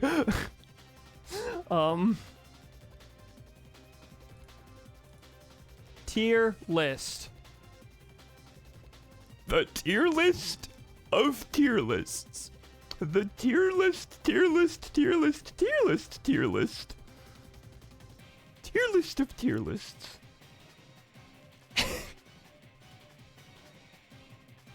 Alright, so, A tier? I don't know, kind of bland, I think. Like, it's pretty... Like, for me, in a lot of lists, it's just kind of the default, like that Mario one, like, it's just where I threw everything. Like, ultimately, it's just, it's a tier that serves its purpose, and that's it. That's all we really need. B is underrated, because B serves as the overflow for A half the time. Like, I just throw things in there because I don't know where else to put them. So, like, you know, I think it's just an underrated version of A, honestly. C, you know... C tier is kind of the same as A. It's like for when something is bad, but I don't want to call it bad. So that's where it goes. D tier sucks. I hate putting things in D tier because like that's still technically a positive review, a positive ranking, but it never feels like it. Throwing something in D tier sucks. It feels like I'm calling it bad, even though D is like a positive grade anyway. E tier. I mean, honestly, really underrated. People don't put E tier oftentimes. Like, if you're, like, E tier doesn't even exist in this. Look at this. E is down here, but there's no E up here. Underrated. More people should utilize the E tier. F is really good. F is really good for when I just want to call something bad and have no qualms about it. Like Paper Mario Sticker Star. That would have gone an F. Straight away if F was on that tier. So that goes there. F is so good. S really good. Really good for when something's like a masterpiece but you don't want to use A as the overflow. Like really good. And then you got a billion S's. Like what's the point here? What are you even doing? S already is the catch-all. What is the point of this? The only thing that belongs in SSS tier is Super Paper Mario. That's it. From this, we learn Cam hates nuance. Cam hates using nuance on himself for his own purposes. Cam writing things is good, but Cam ranking things is bad. Anyway, this is my tier list. This is my tier ranking tier list. Thank you for coming to my TED Talk. Some fighting games need an SS tier. That's officially what Meta Knight was in Brawl, I think. You're right. Yeah, I'm pretty sure. That's why that exists. I don't know what SSS is all about. I'm sure it serves a practical purpose, but for most of these things, there's no such thing as an SS, and that's like fine. Where's my SS tier specifically? SS is epic, but also Nazis, so stinky ew. I love when you just write sentences. All right, here comes the pain. Time for the MCU tier list where I out myself as just fucking horrible. Where I out myself as, oh no, liking the highest grossing film franchise of all time. That I hate myself for liking. Super Smash Sruthers. Marvel Cinematic Universe all phases. Is this just like... Okay, no, it's just all the movies. It's all the movies. Okay. Here we go. Continually updated as more things exist. Okay, Far From Home is here, so this is up to date. No WandaVision, but like, who gives a shit? All right, this is gonna suck. Can you rank Smash Ultimate characters by how much you personally like them? Like, not in game, just in general. I might. There's gonna be so many I have like just legit no opinion on. But sure, that might be an upcoming one. I do want to do Sonic games at some point, or Sonic characters. All right, Ant-Man and the Wasp. Okay, this is alphabetical. Let's go in release date, release order, if that exists. Nah, we'll just, yeah. Knuckles and Shadow S tier. Agreed. Ant-Man and the Wasp is one that I will actually defend. A lot of people thought it was bad. Or not necessarily bad, just one of those that like kind of blended in with all the unnecessary ones, like just aggressively serviceable. I really liked Ant-Man and the Wasp. You know what? It's better than the first one. It's funny. It's funny. I like the movie. It's funny. It gives me a haha. B tier. Ant-Man and the Wasp was a movie. In the grand scheme of things, yeah, it was a movie. Did it say anything? Yeah, really. But 2 is better than 1. Yeah, a lot of people don't agree with that. I like the first one better. Yeah, the first one's like, see, it's fine. I'll defend the first Ant-Man. I know people don't like it, but it's just fine. Okay, what's gonna belong in D tier? Because there's some that just aren't very good. Ant-Man Supremacy. Avengers Age of Ultron. Age of Ultron sucks. Do I want to put it in D tier? D tier is where Thor the Dark World belongs, so no. Age of Ultron's not as bad as Thor the Dark World. Age of Ultron is fun to watch. It's just an overstuffed mess that handles its bloatedness with much less grace than the real overstuffed mess, Avengers Infinity War. Which is I like. It's good. It's better than Endgame on like almost every metric. It's a better movie. It does the fan service well while also functioning as a film pretty well. A tier for now. I might up it to S later. Black Panther's fine. You know, people really like Black Panther, and as far as the standalone ones, it's probably one of the better ones. But see, at some point, thank you for having my opinions. Never mind, because of Black Panther. Black Panther's good, but See, here's where I start thinking about the actual like implications of the films, because if I were to rank them solely based on their like messaging, most of them would suck. But like Avengers: Age of Ultron actually has some pretty good themes. Because, you know, Tony Stark fucking sucks in that movie. Tony Stark is the reason that everything bad happens in that movie. Because he's a baby who tries to seize power over everything constantly for the sake of security and thinks it's fine. It is a movie that is ultimately like against the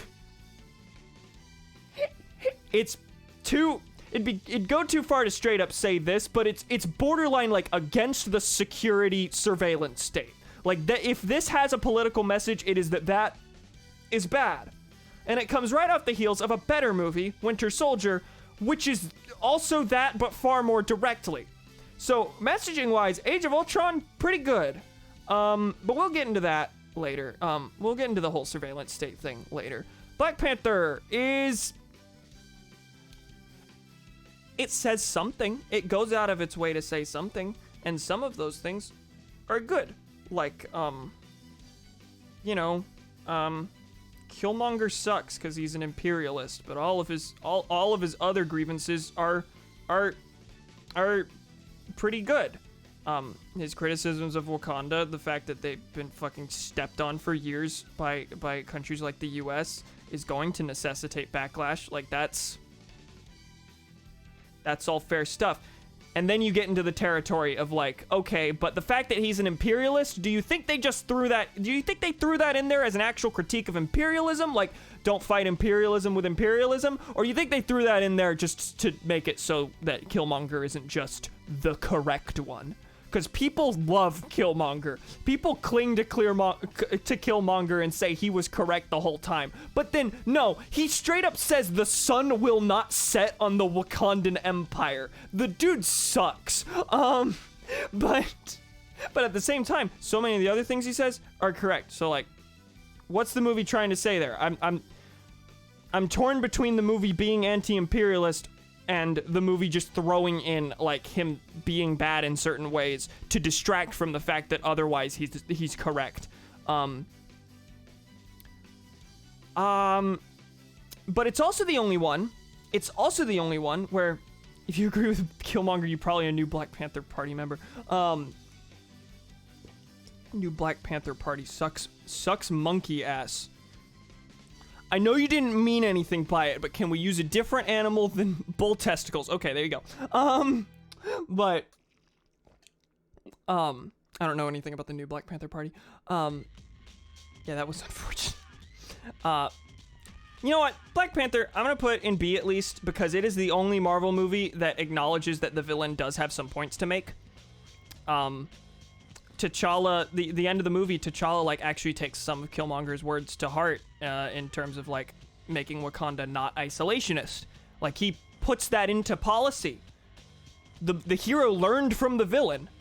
No other Marvel movie does that, as far as I'm aware. So that's something. It might be A. It might be A. I'm gonna put it in A for now. Because also, just as a standalone one, it's one of the better ones. Slightly okay with you ranking Ant-Man and the Wasp the same as Black Panther. But at the same time, this one also is oh, okay, fine, fuck you. Wait, are you... Thank you for having my opinions. Was that about me saying I'm not sure if I like Black Panther that much? Were you agreeing with that? Black Panther's one of the more interesting ones to talk about because it, like, has some really good things to say, and then also it is the one that directly stars a CIA agent as, like, a main character, and they joke about him being a colonizer, even though he's part of the CIA and that shouldn't be a joke. That's just a legit thing. Why was the CIA created? To topple countries. Why are we going to make this movie about an African nation and have a CIA agent as a major character and not at all engage with the implications of that? You just have an imperialist in the thing that's... and you just treat it as a joke. You don't engage with it at all. You don't engage with that at all. That part sucks. Everett Ross sucks. He's funny and likable in the movie, but, like, his portrayal sucks. I don't know where to put this. Because it's such a mixed bag. Like, it says good things, but then you have to ultimately remember, oh, it's a Marvel movie, though, still. That's rough. Oh, I don't know how to feel about that one. No, I love Black Panther. I was saying that about Ant-Man Supremacy and Infinity War better than Endgame. Okay, that's fair. I think Ross is the Hulk man, not the CIA. No, there's two Rosses. No, there's Everett Ross. That's the CIA man. And then there's, General, what the fuck is his first name? Ross. General Ross is the Hulk one. I don't remember his first... William Ross? Everett K. Ross is the CIA one. So there's two Rosses, which is really stupid, and which is really also really funny because the movie that brought Everett Ross in was the same one where they suddenly decided, let's bring back... Oh, Thaddeus Ross. Let's bring back Thaddeus Ross from The Incredible Hulk, that movie that was completely... forgotten about by every person on the planet. They had the golden godliness that is Martin Freeman in an MCU movie, and they made him use an American accent and made him CIA, you dicks. Captain Marvel's... It just doesn't register in my brain. It really doesn't. Like, just not at all. I just don't care about that film. When I watched it, it was fine. Do I remember it? No. I remember Ant-Man at least. Captain Marvel also had a Zionist thing going, which is kind of... I'm not gonna say anything about that, but it's just funny how unsubtle it was. Like, they're trying to find a new home for the Skrulls because the Kree suck and are destroying them. It was just explicitly Zionist.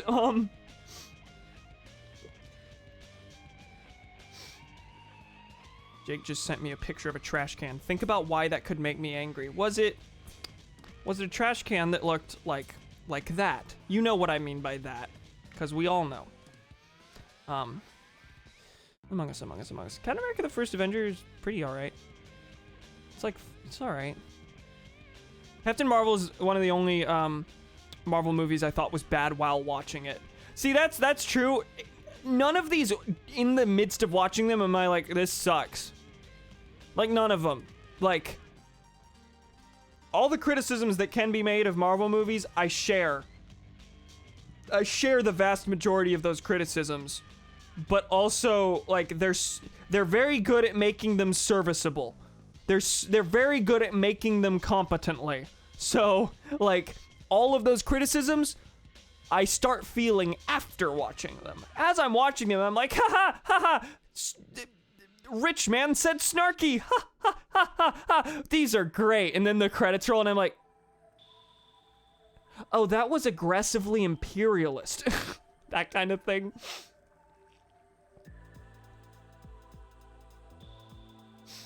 Played Bilbo Baggins in the Hobbit movies. He was in the UK office, and he was in the World's End. I forgot about that. He was in the UK office, yeah. Captain Marvel's gonna go down there. Captain America it's alright. Better than Age of Ultron, but do I need to add a tier? I might need to add a tier. I think I'm gonna add one. D, no, don't bookmark, fuck you. D, E. Alright, Age of Ultron. Captain America. Captain America and Ant-Man are the same tier. There you go. Winter Soldier is pretty good. I like it. I should watch it again, because all the things I said about its political messaging are things, you know, after the fact realizations and reading what people say about it. It's been a very long time since I actually saw Winter Soldier, so I don't know how much I'd like it the second time. Winter Soldier is extremely epic. I really liked Winter Soldier. I gotta watch it again.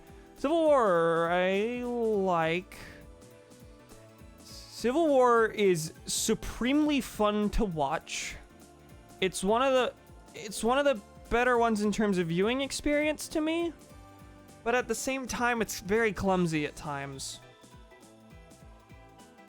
I don't like Spider-Man's inclusion. I liked it when I first watched it. I have since grown to not like the way they include Spider-Man. The way they just kind of bring him in for one fight and then throw him away. It's awkward. I think Spider-Man himself is portrayed fine in the movie, but they only bring him in for that one fight so that they can have Spider-Man in the fight. You could remove him and the movie would be the same.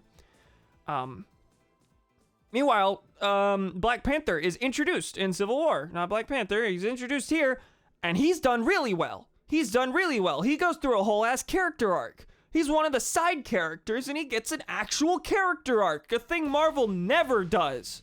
If you're not the main two, you don't get an arc, and half the time if you're like the main two of the movie, you still don't even get an arc. But T'Challa went through an arc about vengeance bad in that, so, you know, solid. His messaging is very weird because it has two themes going at once that are opposite themes. I remember thinking that at the time, but now I think it's fine for that being the only scene with Spite of Man. Donnie, I'm curious. Could you elaborate on the themes thing? I'm trying to think through it, but I'm curious what you're thinking. Civil War is gonna go A for now. For now.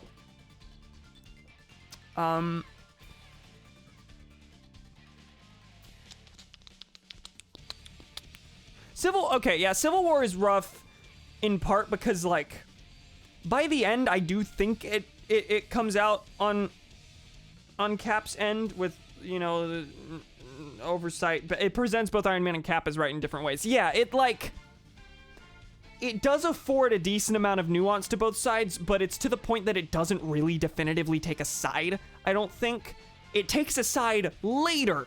In Infinity War, it basically says Cap was right. It says the Sokovia Accords were bad. We shouldn't put the heroes under the oversight of the US government. And with the way it's portrayed in universe, I agree with that. I don't think the fucking US military should have Iron Man on its side, for example. I don't. But at the same time, I also agree with the idea of, oh, these people can just, like, they can just kill. They can just kill. Maybe that shouldn't just be a thing that's allowed. Like, I don't know. There's a lot of angles you could view it from, and I'm still, like, not totally sure what side I'd come out on. The reason I agree with Cap here is that the military's involved. Signing the Sokovia Accords is, yes, all the imperialist nations now have Iron Man and Captain America and the Hulk at their disposal at any time. Like, that's a bad thing. That's a bad thing. Cap's correct to refuse that, and it is a culmination of his character arc over the course of 3 movies where, you know, in First Avenger, he was, like, wholeheartedly patriotic, pro-government, pro-US man, and then by Civil War, he's not that. That's a culmination of his arc. It's a good arc. It's a solid one. I think it's good in that it presents both sides, and you can't really definitively say who was right and who was wrong. Yeah, I go back and forth. Like, is it good that it gives enough nuance there? Or is it bad that it doesn't really seem to want to say anything? It just presents a question and doesn't decide to answer it. But then it answers it later. Oh, jeez. At the people who definitely existed that at the time thought, this is good. I'm so glad there aren't Nazis everywhere in our law enforcement agencies. Although Iron Man was against people getting imprisoned and kind of went alongside Cap. Yeah, no, Iron Man eventually... See, here's the reason Iron Man is wrong in the movie, and it's not really a philosophical reason. It's the fact that the philosophy he claims to hold to, he does not hold to. By the end of the movie, he basically sides with Cap philosophically, and the fight ends up being an emotional thing about Cap hiding the fact that Bucky killed Tony's parents, which is a good emotional thing. I like that. At the same time, like, the philosophical question kind of ends by the end of the movie. Like, it just doesn't exist in that final scene. That's not what it's about. By the end of the film, Tony is directly defying the regulations that he's trying to put everyone else under. Like, he goes behind Ross's back to go meet with Cap. Although Iron Man was against people getting in prison, kind of went alongside Cap. Iron Man 2 was big, oh, I hate government, I've privatized world peace, the worst thing. I mean, it more gets dropped because all of a sudden Thanos shows up and nobody starts asking for permission. Yeah, it's weird. I'll get to Endgame. I think I'll have a bigger discussion about Endgame later. For now, I'll just rank these. Doctor Strange it's not great. But it's serviceable. I'm gonna put that with Age of Ultron. Not as good as Ant-Man. I think better than Captain Marvel. I remember more about it than Captain Marvel, though that might just be time and the fact that I've rewatched it, haven't rewatched Captain Marvel. Endgame is very fun. Endgame's just fun. Endgame is, like, you know, its fan service is effective. It's the most fun to watch, I think. Like, watching it in the theater, I was like, oh my god, all of my investment over the course of 10 years has been paid off. Oh my god, it's bad on several levels as a movie. A lot of stuff is surrendered for the sake of fan service. Thanos is not as good a villain. He's not the focus anymore, which makes sense. I thought it was neat that they killed him at this. I think conceptually it's very neat that they kill Thanos at the beginning of the movie and then bring in past Thanos, but that means that past Thanos is just like a standard villain. He's fine. He's no longer the interesting one that he was in Infinity War with, like, philosophical reasons that are wrong, but philosophical reasons behind what he's doing. In Endgame, he just decides, I'm going to destroy the whole universe. Everyone said Thanos isn't as interesting in Endgame, which is to a degree fine, because Infinity War is a movie about Thanos, Endgame's a movie about the Avengers. That said, to certain degrees, it fails as a movie about the Avengers, because remember Sharon Carter? Do you remember Sharon Carter? Let me pull up Sharon Carter for you. You remember her? Sharon Carter. Sharon Carter. Nope. I'm pulling it up on a different thing. Oh no, it pulled up an article, not an image. Okay. Civil War's Sharon Carter could have showed up on Agents of S.H.I.E.L.D. I don't care. Shut up. They fucking broke Cap in Endgame. In a way. Like, who? The love interest in Civil War and Winter Soldier. The love interest that they set up for Cap, which is Peggy Carter's niece. So a little weird. But they still set up that love interest and then promptly drop her in Endgame. She doesn't show up. The way they finish Cap's arc in Endgame is that Cap goes, you've literally told me who this person is before and I'm still like, who? Yeah, like, it's not even that I'm invested in her specifically. I don't care about Sharon Carter. She was only there as a love interest. There's not a lot going on with her outside of that, and it's very strange that his second love interest is the niece of his first one.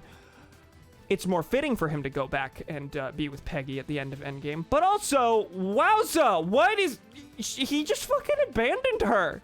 He just abandoned her. And you can't even argue that, like, it was because of different writers having different priorities or whatever. The Russo brothers did Winter Soldier and Civil War and Endgame.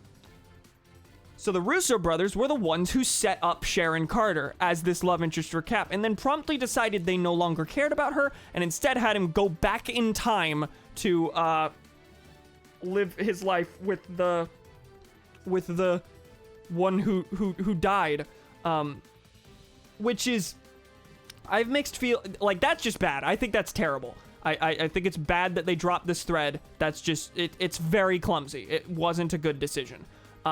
And then also, and the way Endgame finishes Cap's arc, with him going back and being with Peggy, like, wasn't a big point of Captain America the fact that he had to, like, let go of the past that he used to be attached to. Like, I thought that was a thing that they were trying to do. It wasn't really at the forefront by a certain point, but I thought that was, like, a thing they were. There's also part of Cap's arc about him learning to acclimate to the modern age and let go of the past, and then he just goes back! Like, literally the opposite of the thing they were trying to say when they initially set that up. How do you do that? To a degree, I get it. Like, the idea there is that Cap has spent all of his life being this soldier, that he hasn't known how to do anything else, and it's time for him to settle down. It is okay to stop the fight at some point. I get that. Why did you have to manifest it in this way that directly cut off a plot thread with an existing love interest that you set up as Sharon Carter was I feel like I interpret her as created to symbolize Cap letting go of the past, like, in a very weird symbolic way. Him going from Peggy to her niece, Peggy to Sharon, is like symbolic of him letting go of the past and embracing the future. And then like her being dropped is like symbolic of the fact that they just dropped that arc entirely as well. Now Cap's gonna live in the past and just know Hydra's in S.H.I.E.L.D. and do nothing about it. And then, of course, yeah, there's those implications that, like, oh, Captain America's in the past and does nothing with that. Nothing with that. But I don't even really care about that. It's just, like, it just straight up goes back on several things they set up for Cap, and dropped other things entirely. It's not a good ending, even if it's satisfying to see him and Peggy together again. It's not... No, bad move. What else is there? There's the start of the movie whenever Tony comes back from space and he starts ranting back and forth about how he was actually right about Ultron and no one fights him on this.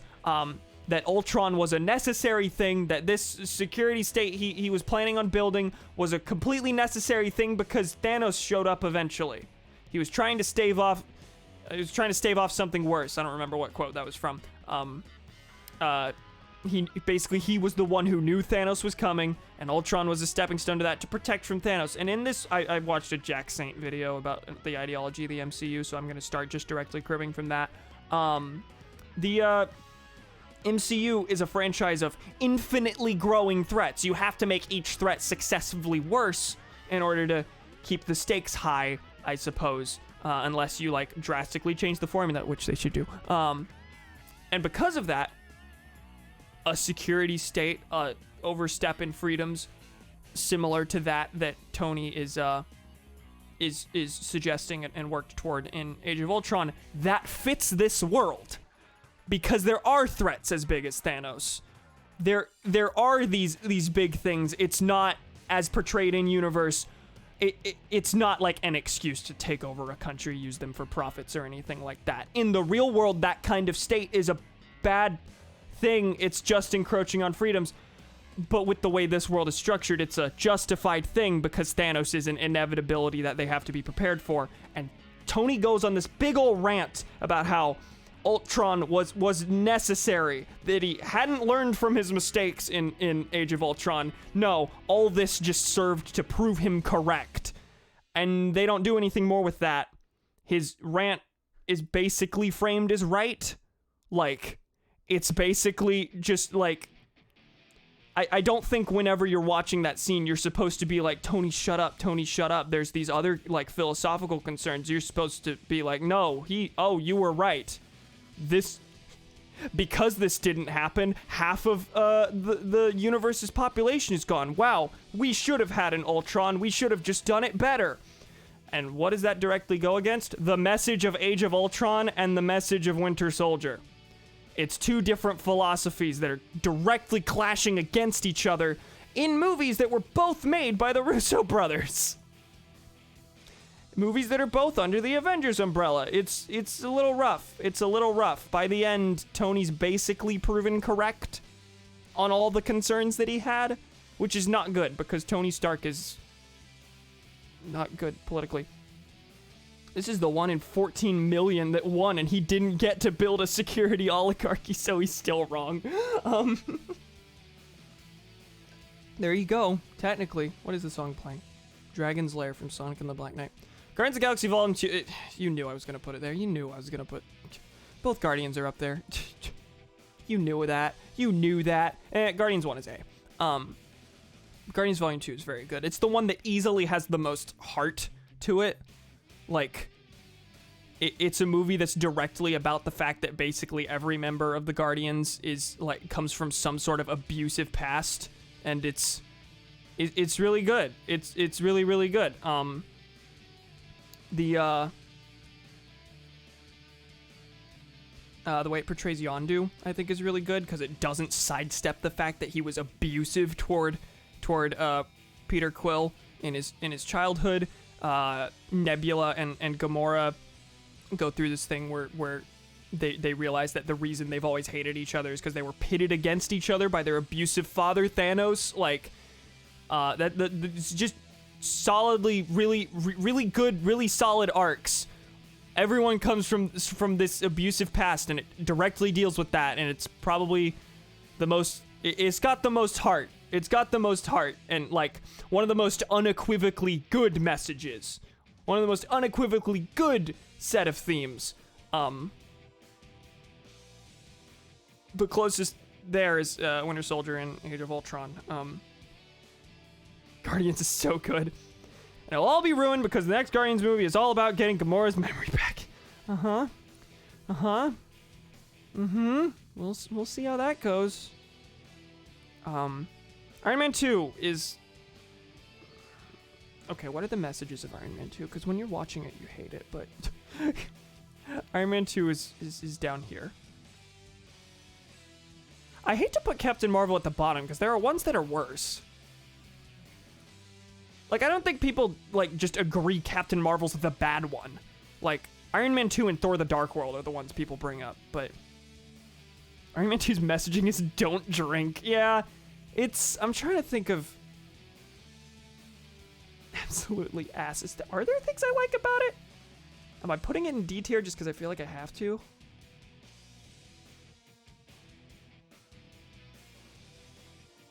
I'm gonna put Iron Man 2 down solely so that I can put, where's the first Thor? So that I could put the first Thor and the Incredible Hulk a little bit higher. Because these are not great, but they're better than this, I think. I put Captain Marvel down there. Iron Man 3 is good. I like Iron Man 3. Iron Man 1, also good.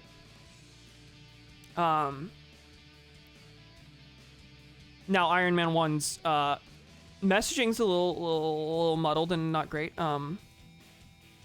Wait, there is a good thing in Iron Man 2, and that is Justin Hammer. That's true. Iron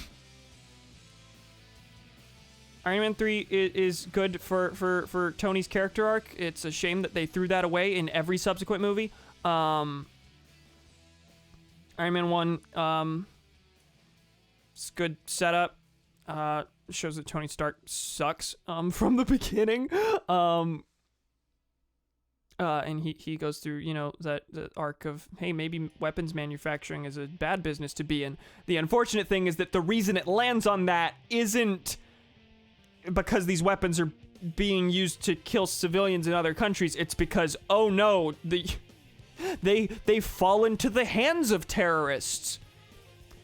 If it went a little bit further than that, maybe it would have landed on the conclusion that the U.S. Often sells weapons to terrorist organizations in other countries, and that's just a thing that they do very frequently. And maybe that's the reason they're there. But no, it's more so just that they get them at some point. But I like it. I like it mainly as like a portrait of the MCU before it was all so homogenous, because like Doctor Strange and Captain Marvel and Ant-Man are all the same movie. Iron Man doesn't have a generic like operatic score. It's got like it's got a neat rock infused score. It's one of the only scores that like stands out from the rest of them alongside Thor Ragnarok. What else? I don't know. I like Iron Man. It's nice to like have one that's a lot more contained, clearly built to be a standalone thing, as opposed to like specifically like, hey, did you know all of this would also happen? Like, sometimes it's nice to just watch a superhero movie and come out like that was a superhero movie. That was instead of like having to pick up the billions of pieces that they throw at you. That are teasers for later things. Spider-Man Far From Home. I liked this in the theater, but it's probably the one that I think about the most whenever I consider the political messaging of these movies, because this movie is directly in favor of epic surveillance. Going back on further proving Tony correct after his rant in Endgame, and directly going back on the messages of Winter Soldier and Age of Ultron, Peter Parker gets this set of epic glasses that gives him information on every person that he looks at and gives him the ability to unilaterally order drone strikes on anyone he sees. This movie's message is ultimately the stereotypical Spider-Man with great power comes great responsibility, except that power is the ability to drone strike anyone around you and just surveil anyone you wish. The movie's about him learning to use that power responsibly. It is not about that power being a bad thing to have in the first place. A power that is analogous to things that were fought against in previous Marvel movies. So it's bad. It's really bad. I'm gonna put it in D. Kind of says it's bad because Peter almost kills his classmate. But the reason it's bad is because he was incompetent at using the power. It's not that the power itself was bad. Because, like, remember, by the end, doesn't he still have it? The glasses still exist, and Peter is using them. I think, unless I remember completely wrong. One of the big problems... Oh, this is Monster Town by Go Child. This is good. It's just the instrumental, though. The part where it's bad is there's that, and then there's him handing the glasses over to Mysterio, who is done pretty well, and is another I'll go on a different tangent about him in a second. Yeah, he takes him back. He hands him over to Mysterio, and that's the bad thing, is that he's surrendering this power because he's not ready to use it. At no point do they acknowledge that the power might be a bad thing. It's just another epic Tony Stark invention. So that part's bad. That said, I like Mysterio as a villain. I really like the visual effects of all his illusions that he does. And I really like that. If you're going to intrinsically tie Spider-Man to Tony Stark so much that it's inescapable, I like that both of his villains so far have been people who were slighted by Tony Stark. Like, that's just a neat thing to keep bringing up. That said, Tony Stark is bad, and the way that he wronged these people are legitimate things, and it ultimately just comes down to the villain's kind of overreacting to this, which kind of sucks. Like, I would love if any of these movies, except Black Panther, which did do this, if any of these movies would acknowledge the villain's viewpoint as like something worth taking something from, as opposed to they are philosophically right but they kill people so they're bad. That brings me to Spider-Man Homecoming. I did these out of order, I guess, because it was alphabetical. But Spider-Man Homecoming, on the other hand, Vulture's just right. Vulture's robbing Tony Stark, and you know what? That's epic. That's a thing he should do. Vulture's like the best. Vulture's probably the best villain overall, I think, in terms of like his motivations. Like, he's a legitimate like working class villain. But then he's not used very well because they don't really deal with that beyond he's just too extreme. He's a working class villain because Spidey's supposed to be a working class hero. That's how they portray him. And Vulture, he describes, he is talking to Peter and he's like, rich fucks, they don't care about people like you and me, like positioning Spidey as the working class hero, but he's not that in this. Spidey is a trust fund kid. Like, everyone in their Uncle Ben has complained about how Spidey is just funded by Tony Stark and in a lot of ways doesn't get to be his own character, and it kind of misses some of the point of Spider-Man because of that. Oh god, he's trying to kill a teenager. That teenager is Stark 2.0. What was I gonna say? You saying the shocker thing? I was gonna bring that up. Why is it not letting me scroll? The scene where he's supposed to come across as evil and bad, he's just right as well, which is when he kills Shocker for going on a rampage, which, yes, good. And it... I didn't like the yay there. It sounded like the same yay in the song. In Palm Tree Panic, good future mix. It just sounded like the same yay from FNAF. I don't remember that scene well enough to know if he's, like, in the right for killing Shocker. But, if I remember, it's partially like a clumsy thing. Like, he kills him and didn't think it would kill him, and the fact that he doesn't care that he killed the man, that he doesn't show remorse for it, is why he's bad. And it feels like one of those things that they just threw in there to make you be like, oh yeah, he's evil. He's evil. And he spared said teenager because he saved his daughter. Yeah, like, the main thing that's bad about him is the weapons dealing. Like, that's a bad thing, and that should be stopped. Maybe we shouldn't be selling alien technology on the streets to make everyone be able to kill everyone with alien technology. That's pretty bad.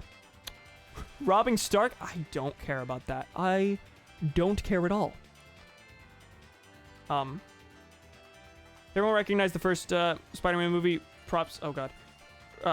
Props Spider-Man as an inventor, which then uses all tech made by Stark rather than making his own shit. Yeah, like he's supposed to be a self-made hero in a lot of ways. Like, him having someone who funds him and, like, gives him all the stuff he uses, that kind of breaks the point. That kind of breaks the point. I don't hate Spider-Man in the MCU, but I totally understand people saying that he's not Spider-Man. Totally get that. Totally get that. It also, like, it's the Spider-Man series, or Far From Home in particular, is torn very much between whether it wants to criticize Tony Stark or, like, laud his epic accomplishments, because like these epic glasses that he made are so cool. But also, both of the villains that Spidey has fought are people that were created by Tony, essentially.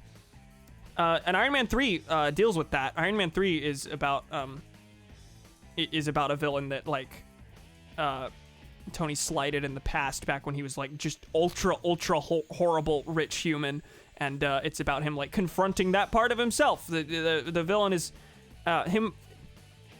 Aldrich Killian in Iron Man 3 is symbolic for Tony. Confronting his past failures. That's really good. That's really good that the villain actually stands for something. And then Far From Home and Homecoming both kind of do that, but they're not really sure if Tony is a good person or not. Like, yeah, Tony built all the Spidey suits except for the sweatshirt costume, which looks baller. They joke about how ugly it looks, but it looks... I like it. It's neat.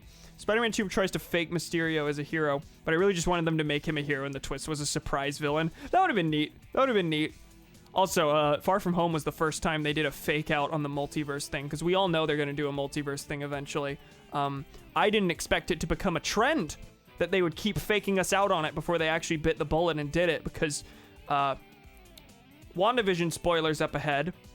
For anyone who cares, go ahead and mute. I'll do a this whenever it's free. WandaVision has Evan Peters Quicksilver show up.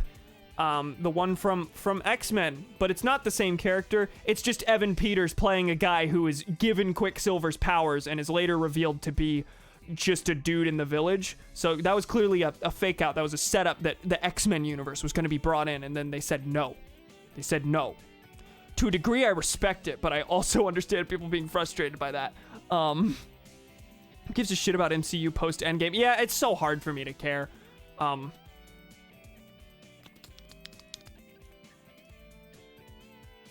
I can't believe their big comeback in the theater is going to be Black Widow. Killed Shocker for being public with the alien... Hold up, what am I missing? And getting caught by Spidey. Shocker didn't go on a rampage. Yeah, that sounds like it. Boner.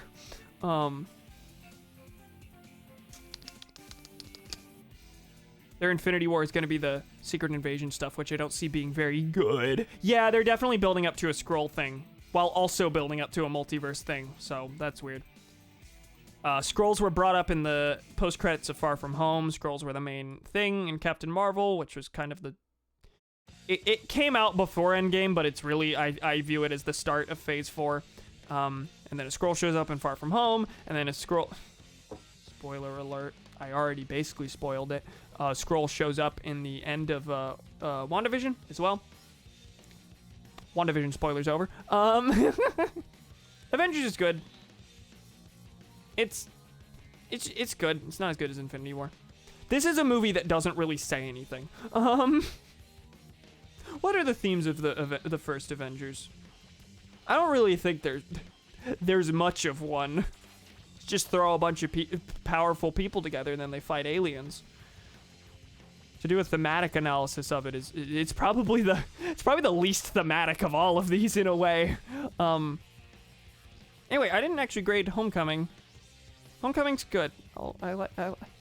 Homecoming's fun to watch, but there's so much that's disappointing about it. Like, so many of these are just straight bad because of their Avengers' first theme was these guys need to work together. Yeah, it was basically just surpass your differences with other people. Wowza. No real tension involved because you're like, oh, Nick Fury's just vibing, so it's all epic, which is extra bizarre because they're undoubtedly evil in the comics. Oh, the Skrulls? Don't get building up the Skrull thing because in the MCU they're good for some reason. I don't have a problem with that. I think it's neat that they're like kind of twisting that the Skrulls ended up not like the Skrulls are the villains for the start of Captain Marvel for like understandable escaping from imperialism reasons. I think that's a neat little twist, but if they make them like legit bad again, like that'll be going back on that. If they're going to do a Secret Invasion sort of thing, I can only see the Kree being the villains. But also, Secret Invasion is entirely dependent on the Skrulls shape-shifting into people. So, Thor the Dark World's bad. I don't need to say any more about that. Anyway, Homecoming is fun. My brother watched it recently, and I sat in on most of it, and it was just wildly swinging between, wowza, I sure like Spider-Man. Spider-Man's very cool, and then, oh, Tony Stark's here.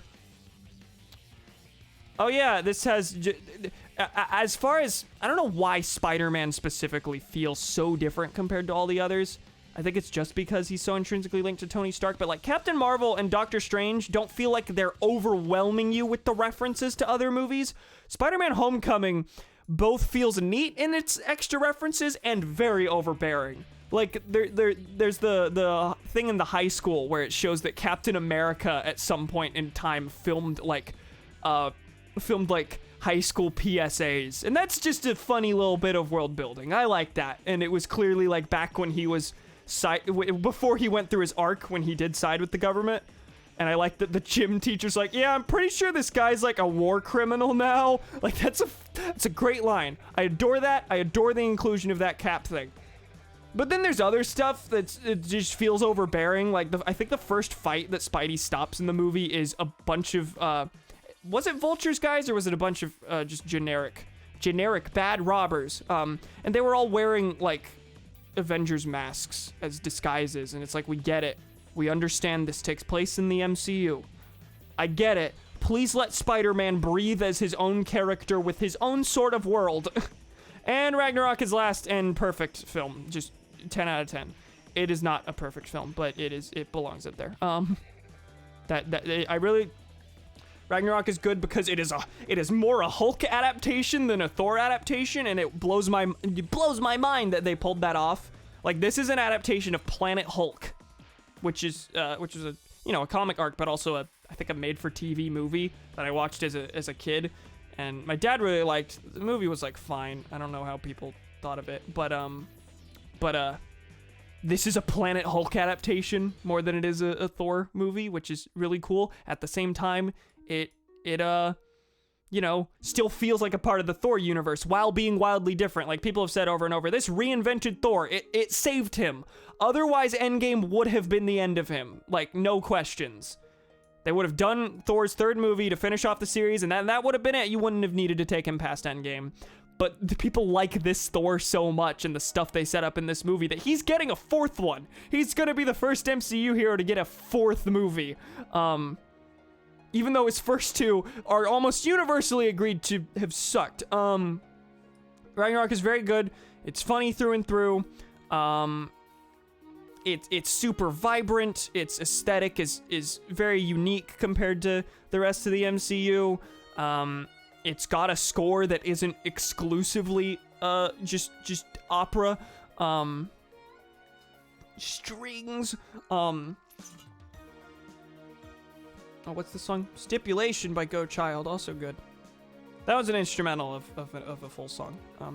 Go Child is good. Their album Coffee and Ramen is very good. Highly recommend. And then Ragnarok also gets some anti-imperialist licks in there. It doesn't go super far with it, but the fact that they're there is appreciated. Like, can we talk about the fact that this movie, Odin dies at the start, and he's given like this epic heroic, quaint little death that is supposed to be a symbol of like, even though Thor and Loki blah blah hate each other, fought for years, like they're still brothers and they grew up under the same father, and Loki ultimately still likes his father even though he's bad. And it gives him this like positive send off, and then almost immediately afterward, Hela is like, "Oh yeah, did you know that Asgard is extremely imperialist and he covered that up? Did you know that?" To a degree, it feels like mixed messaging there, but I also like the juxtaposition of, oh, let's give him this positive send-off. Okay, now that he's dead, here's how he sucked. Like, that's neat. Themes are godly, too, for a change. What was I gonna say? I do like that they kind of took the name of Asgard away from like the opulent royal empire that it once was, and instead like reduced it to like just, an identity as opposed to a growing imperial thing. Like that's good that they let Asgard live on, but also not, well, until Infinity War. let Asgard live on, but in a way that wasn't just this big fucking monarchy. That's cool. It's neat-ish that Odin's shown to hide his imperial past while also showing he's super ashamed of it now. Yeah, it's good. Like, yeah, Odin by the time of Thor 1 is like not that anymore as far as we're shown.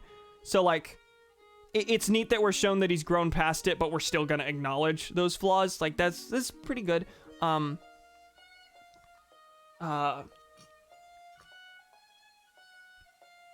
I think it's neat. It kind of concluded Loki's arc as not being just the worst fucking person. That like all of that kind of stemmed from the basically a sort of emotional abuse that he suffered under Odin. Like he talks at length at how he was always considered the inferior brother. Thor was always the favorite of the two.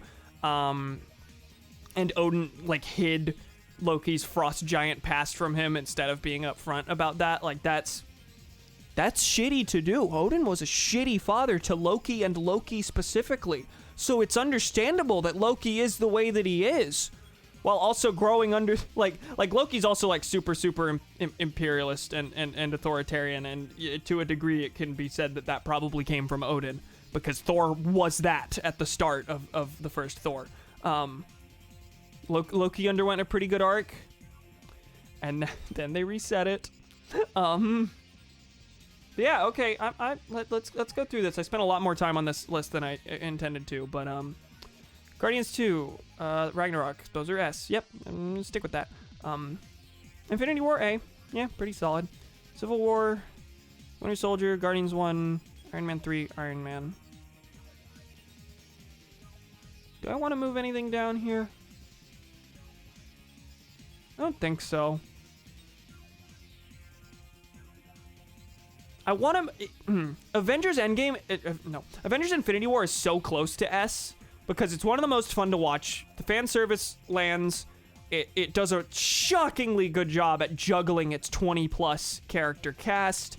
Most of the characters are given pretty decent times to shine. And... a lot of that is because it made the very smart decision of basically treating Thanos as the protagonist. It develops Thanos really, really well, gives him understandable but wrong motives. And the one change that would propel Infinity War to S tier for me is if they bothered to acknowledge that Thanos' motives are wrong. Because Marvel has a history of having villains whose motives are correct, who are absolutely wronged in very real, understandable ways. Vulture, Mysterio, Killmonger, things like that. But they're too extremist. That's why they're the villains. So, with that juxtaposition, you then throw Thanos in there, and Thanos' motives are very, very, very developed. He is a resource thing, which is something that cuts deep into a real world problem. Too many people, not enough things. The movie does not bring up the fact that in the real world, it's not about too many people, not enough things. We have enough things. We have enough to feed everyone. It's just that it's being hoarded by everyone. When you snap your fingers and make half of people go away, that's, untold destruction that maybe fixes things for a little bit until the powerful people then grab up all the shit again. Thanos is wrong. Thanos' motives are wrong. They are logically incorrect. And this isn't brought up. The only thing that's brought up is maybe killing half of people is bad, which is a true thing, which is a true thing. Good job, movie, for taking that stand. But even on a philosophical basis, the thing he's trying to do would not work. But they beat him just by punching him really hard in Endgame. They don't really deal with the philosophical implications of his motives. And if they did in any way, shape, or form, if they attempted to do that, then wow, you would have a Marvel movie that acknowledges that overpopulation isn't actually a problem, because that is a thing that many, many people believe.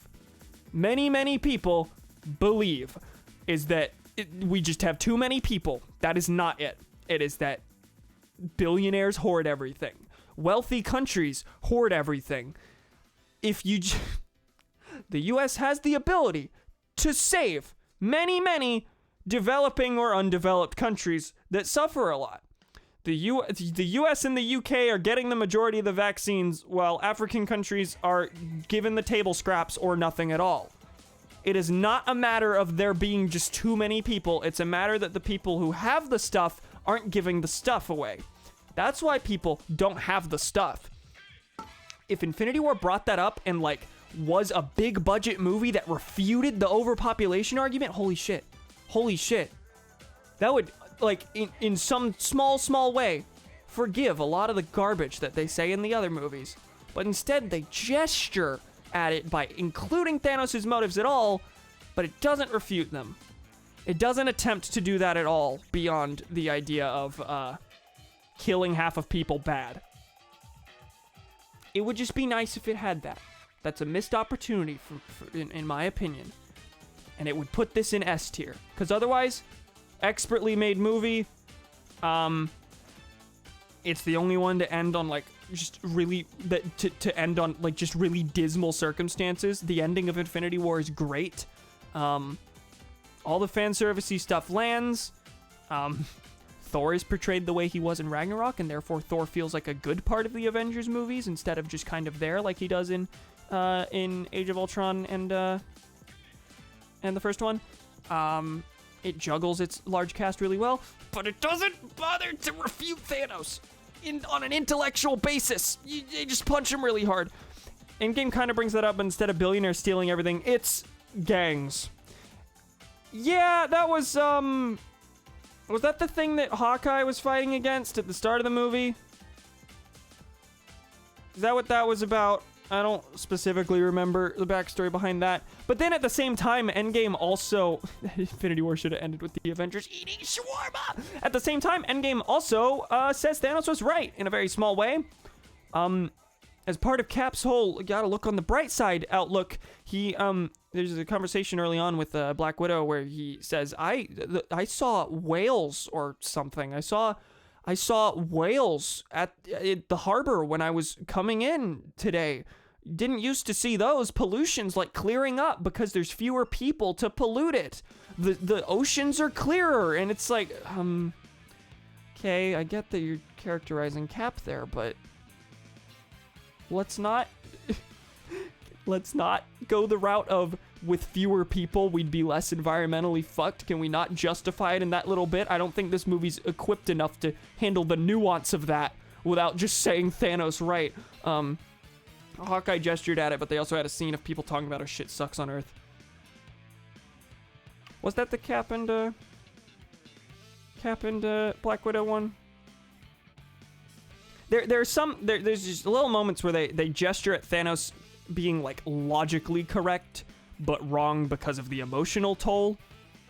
And that's, to a degree, that's valid because, you know, maybe there's a lot of fiction about how, did you know that making decisions based on your emotions is actually not necessarily just a bad thing all the time, and that being just an epic rational logic man and removing all emotion is generally a bad thing.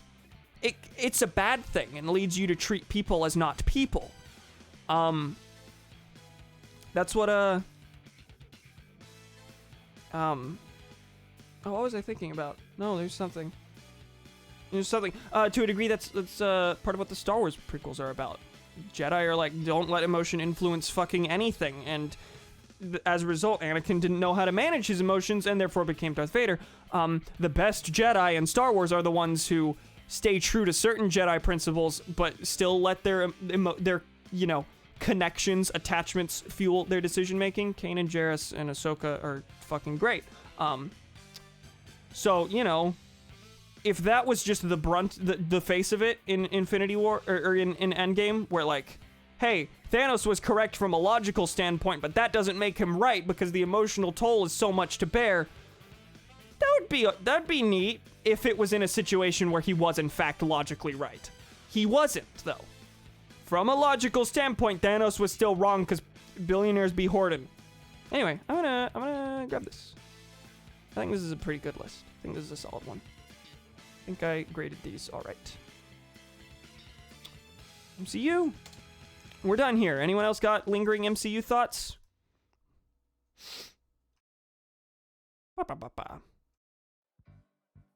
Marvel movies, non-MCU included. Oh, there's so many films here. I haven't seen the vast majority of them. All right, search for tier list. Harumph. Look at other people's 100 game lists. I looked at yours. I don't think anyone else, sent one. FNAF characters.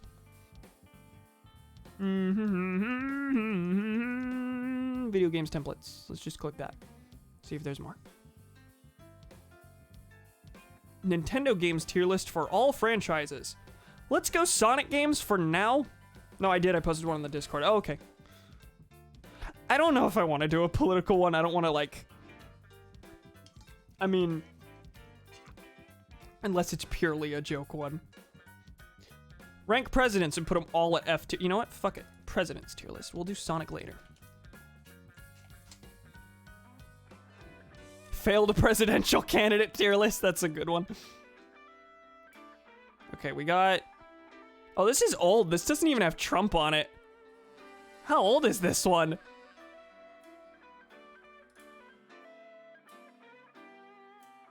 Does this have Trump on it? Yes, it does. Does it have Biden? I don't care. John Tyler sucked. He was the president without a party, and he did imperialism to try and get Texas. I don't fucking know which one this is. Is this Hulk?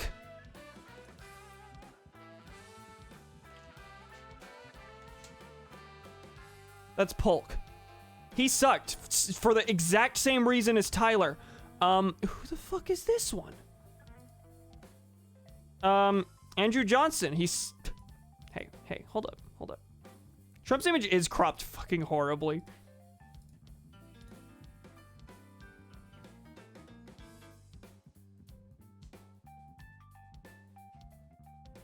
You know how this is gonna go, right? You know how this is gonna go. The way this goes is, Abe Lincoln D tier. Where's FDR? FDR D tier. Literally everyone else F tier. Where's Harrison? Where's William Henry Harrison?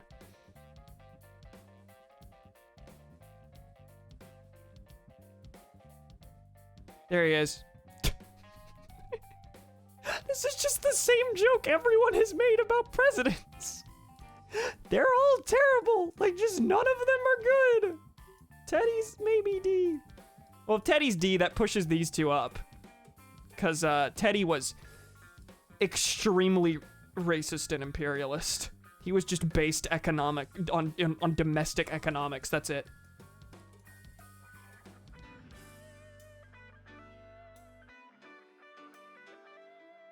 Like, LBJ also just garbage trash, but, you know, he did Medicare and shit, so that's, like, fine, I guess. And then, hold up.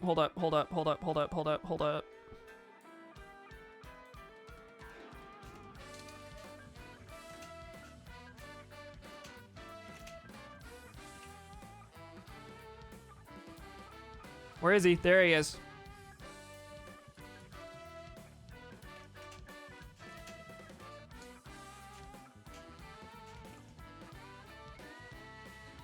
I did it. Is Cleveland there twice? Is he there for both of his things? Yes, oh my god.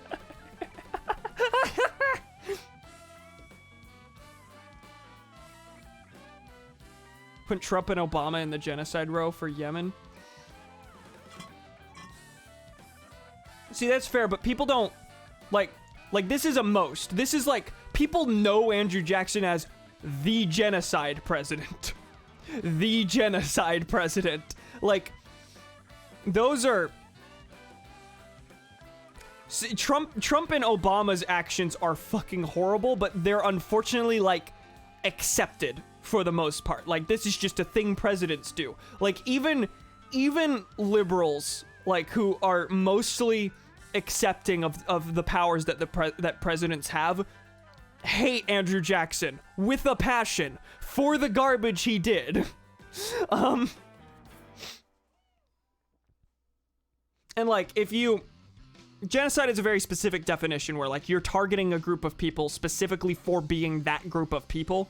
Like, could Yemen be called that? Or is Yemen just your I don't know enough about the situation in Yemen to really, to be able to definitively say it, but, like, are they targeting Yemeni people specifically for being Yemeni people?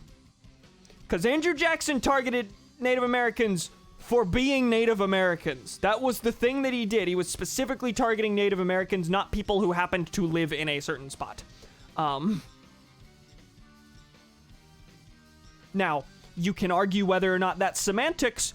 I would say they are. There are many things that you should be able to call genocidal that, by the scholarly definition, are not. Because they have to have very specific intent and have to be intrinsically linked to that particular group. Raise Jimmy Carter, though. Jimmy Carter was probably one of the better ones on foreign policy. Debatable as to whether it's genocide in that sense, because also the Saudis are invading there because they hate the Shia militias, so it could be considered a Shia genocide. He did the, okay. What was the really, really shitty stuff that Carter did? Because, like, I've heard, I want to lump him in with everyone else because of something that Noam Chomsky said, but I don't remember what it was. Like, he's the one who said that, you know, any U.S. president from blank onward, if they were tried under the Nuremberg trials, would be convicted. There wasn't really any, I don't think. I think what he said was, even Carter did X, but he acknowledged that Carter was, like, the least worst of those presidents onward.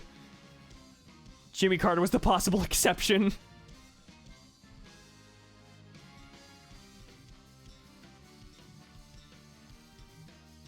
Okay.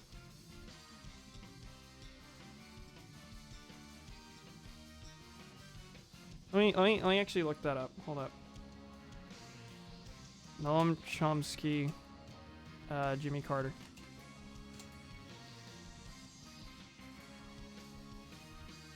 Called him one of the least violent. Shocker.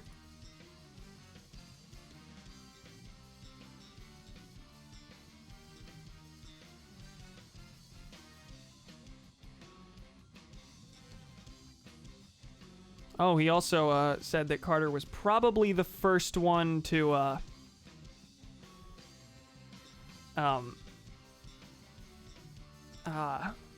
make it so that candidates had to be very explicitly, visibly religious. Because before that, it was mostly just an assumption that was made. I don't know if that's really fair or correct, but nobody asked whether Lyndon Johnson went to church every day. That's what he said. Something about a trilateral commission. Okay, I'm gonna keep Carter here. We're done with this.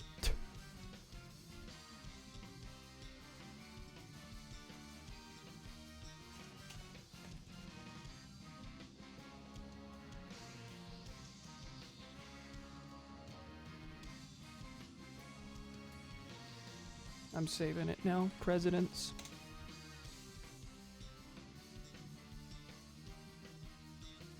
What I should have done is not D, F and FF, because here's the thing. Let's go down the line. You know what? I don't know enough about Carter to really say what awful things he did. I just know he was better. He didn't actively get us into any wars, as far as I'm aware, and he was criticized for not being interventionist enough. He was criticized for being too soft on foreign policy. LBJ was bad for Vietnam. It's pretty obvious. Teddy Roosevelt, extremely imperialist, racist toward Native Americans and South Americans, and invaded a bunch of places, and was not really the start of U.S. imperialism. He was a continuation of who was before him? Who was before him? Oh, who was before him? Shit. McKinley? McKinley, the one that he was VP for.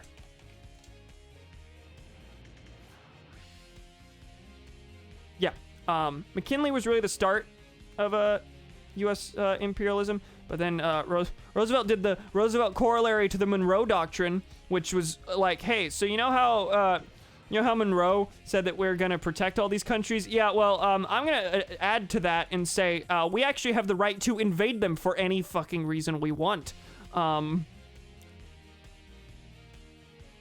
then internment, truly a shock here, absolutely, yeah. And then Abe Lincoln, imprisoned people for criticizing the war, and he, the big one that sticks out in my brain is that before he reached the brilliant conclusion that maybe the Civil War should be about ending slavery since we're in this war already anyway, instead of about preserving the Union or whatever garbage, before that, whenever the South first seceded, he proposed a constitutional amendment, or at least supported a constitutional amendment, I don't really remember specifically, to preserve slavery as protected in the Constitution. Like, no government at any point could change that without amending the Constitution.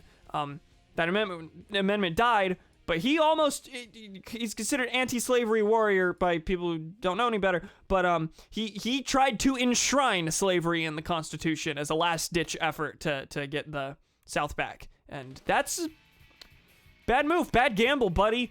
Didn't happen that way, but God, can you imagine? Teddy Roosevelt was back when the U.S. government straight up said, yeah, we don't care about democracy, we just want these countries to pay their debts to us. Yep. And then Harrison is literally best because he died. Anyway, that's the same joke every single person has made about, or every single leftist has made about the U.S. presidents. They're all bad except the one who died. Wow. Even the ones who were considered good are the bad ones.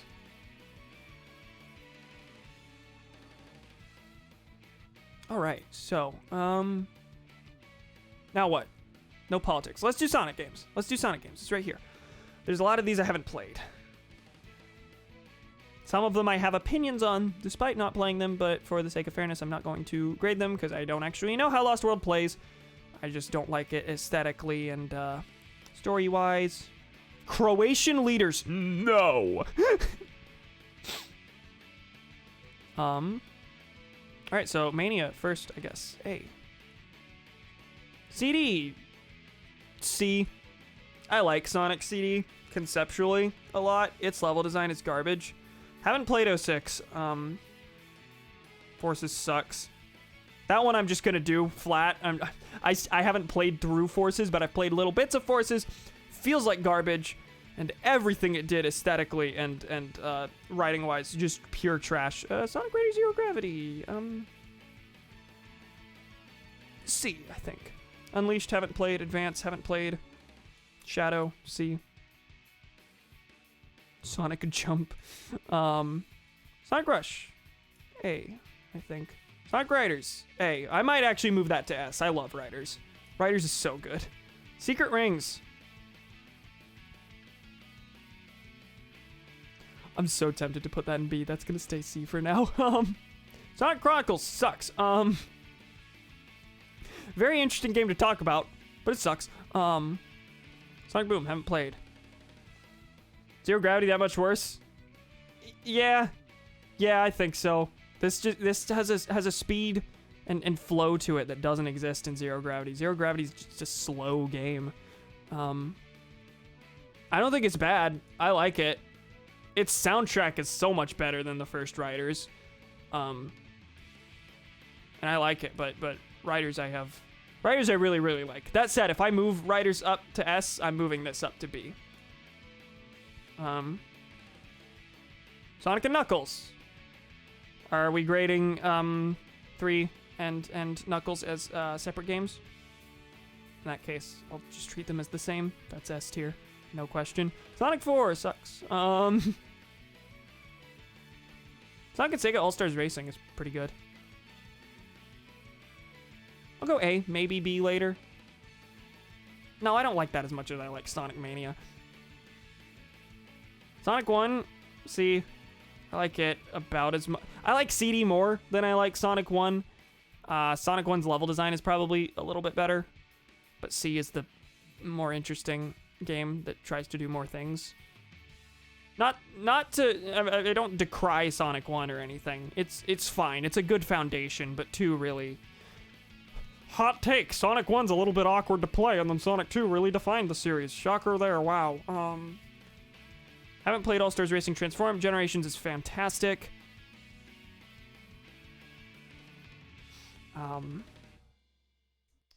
Heroes is great.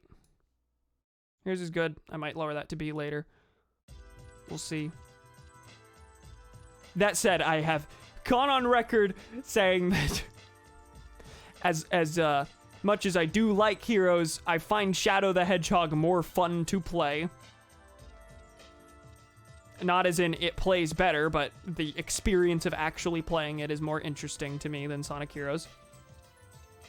I highly dislike that CD and 1 are next to Secret Rings. You're gonna have to live with it, because I unfortunately like Secret Rings. Secret Rings does not belong down here for me. It is purely for its aesthetics, its characterization, its plot, everything about it that isn't the gameplay. But that's enough for me. That's enough for me. Same reason that Galaxy 2 is not as good as Galaxy 1. Sonic Spinball is... I don't like it. I kind of want to put it down here.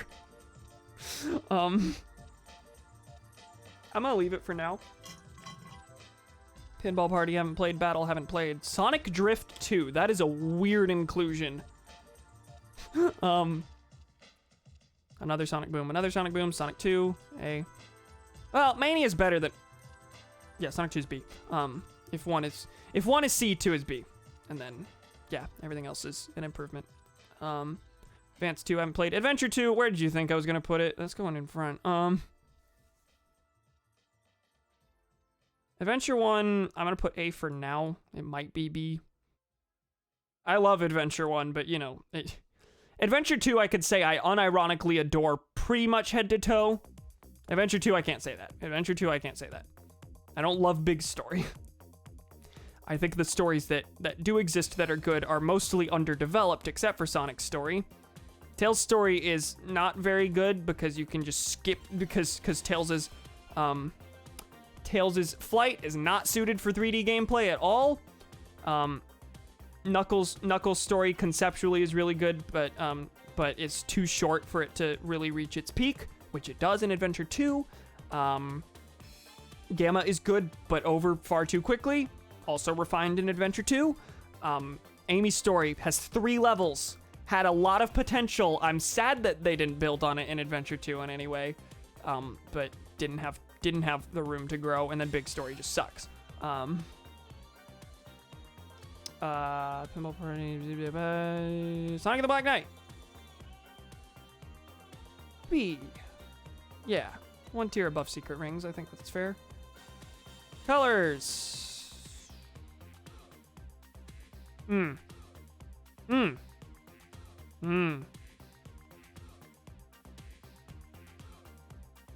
like it, but not as much as Sonic Adventure, even though it's a better game than Sonic Adventure. We'll go B for now. Free Riders, Sonic... Oh, that's it. Okay. Okay, so Sonic 4, I guess, is as a package. There's no Sonic 4 Episode 2. Is there anything that should be on here that isn't? Sonic 1, 2, 3, 4, Adventure, Adventure 2, Heroes, Shadow, 06, 06 Unleashed, Colors, Generations, Forces, Lost World. I need this one to make a correct list. There you go, take it. Rush Adventure isn't on here. Or I skipped it because I haven't played it. No, it's not on here at all. Oh, okay. But Chronicles is. Very strange. S tier is where I want it, yes. Mania, yeah. You know what? We're going down the list on 2D Sonic. I think that's about where it should be. I might move Mania up and Sonic 2 up 1. I don't know. I feel weird about Rush's place because that's just based on my memories of it, and I haven't played it in years.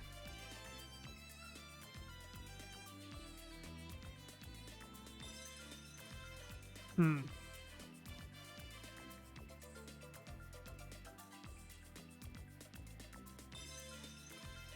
think Zero Gravity and Riders are where they should be. Riders is so close to being a perfect game. It just needs more courses. That's what it is. It's got 10 or so courses, but half of those are palette swaps with slight modifications of existing courses.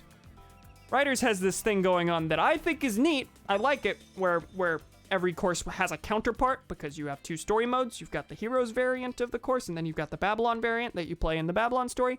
You play the variants in different stories. That said, that means that ultimately there's about 5 or 6 courses that just have counterparts to them. I don't consider them separate courses. How'd you feel about the Star Fox games? I feel like there's too few of them to warrant a tier list. I did think about that.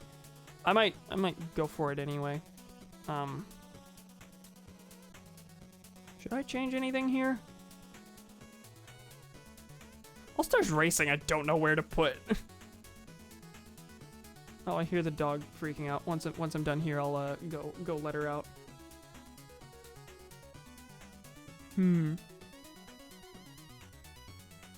Yeah, Colors, I think, occupies about the same space as 2 in my mind, where it's like, it's good, but it's just good. It's not like, I don't think about it constantly. Sonic 2 is really great, but the one that I think about is 3 and Knuckles.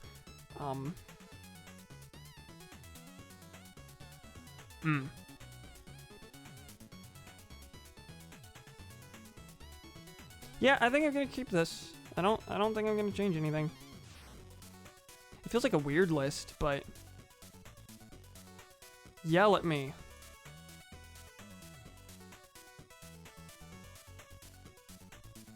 Sonic voice actor tier list. Jason, Ryan, Roger. Sonic games. Let me save that. There we go. And I'm gonna take my leave for a second, and I'm gonna go let my dog in, and then sure, we'll do Star Fox. It gives me something to talk about, even if it'll be a pretty quick list. Yeah, see you in a second.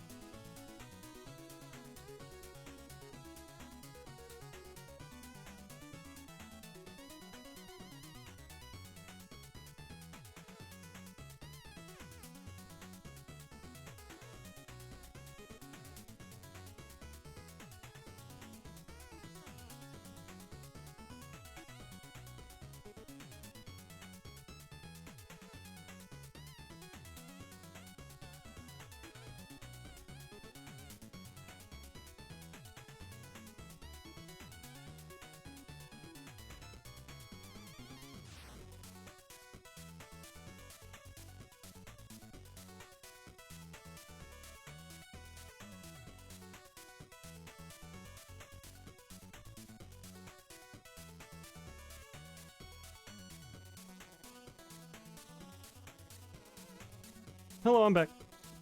Ooh, wow. Okay, yeah, sure, let's search Star Fox. Why not? Fox in every Smash Bros. No. Star Fox games. Star Fox 64 levels. Star Fox characters. Star Fox 64 levels might be interesting. Let's go games first, though. Great. Good. Bad. Haven't played. Well, I played all of them. Star Fox 1, it's fine. I like Star Fox 2 a little more. 64 is great. We know this. Adventures is bad. 3D doesn't matter. I'm not putting it on that list. 0 is bad. Assault is Assault's great, I get. This is a weird list. Hold up. I mean, when there's so few, like, but also Star Fox 2 above Adventures feels disingenuous. Because I've just played, like, I've played a couple playthroughs of this, but it's a very short game that you can, yeah, Star Fox Guard. Forgot about that. Me too. I never played it. I I do have it. It came with Zero. It was made out of a tech demo for the Wii U. Probably one that would be impossible to properly stream. Damn,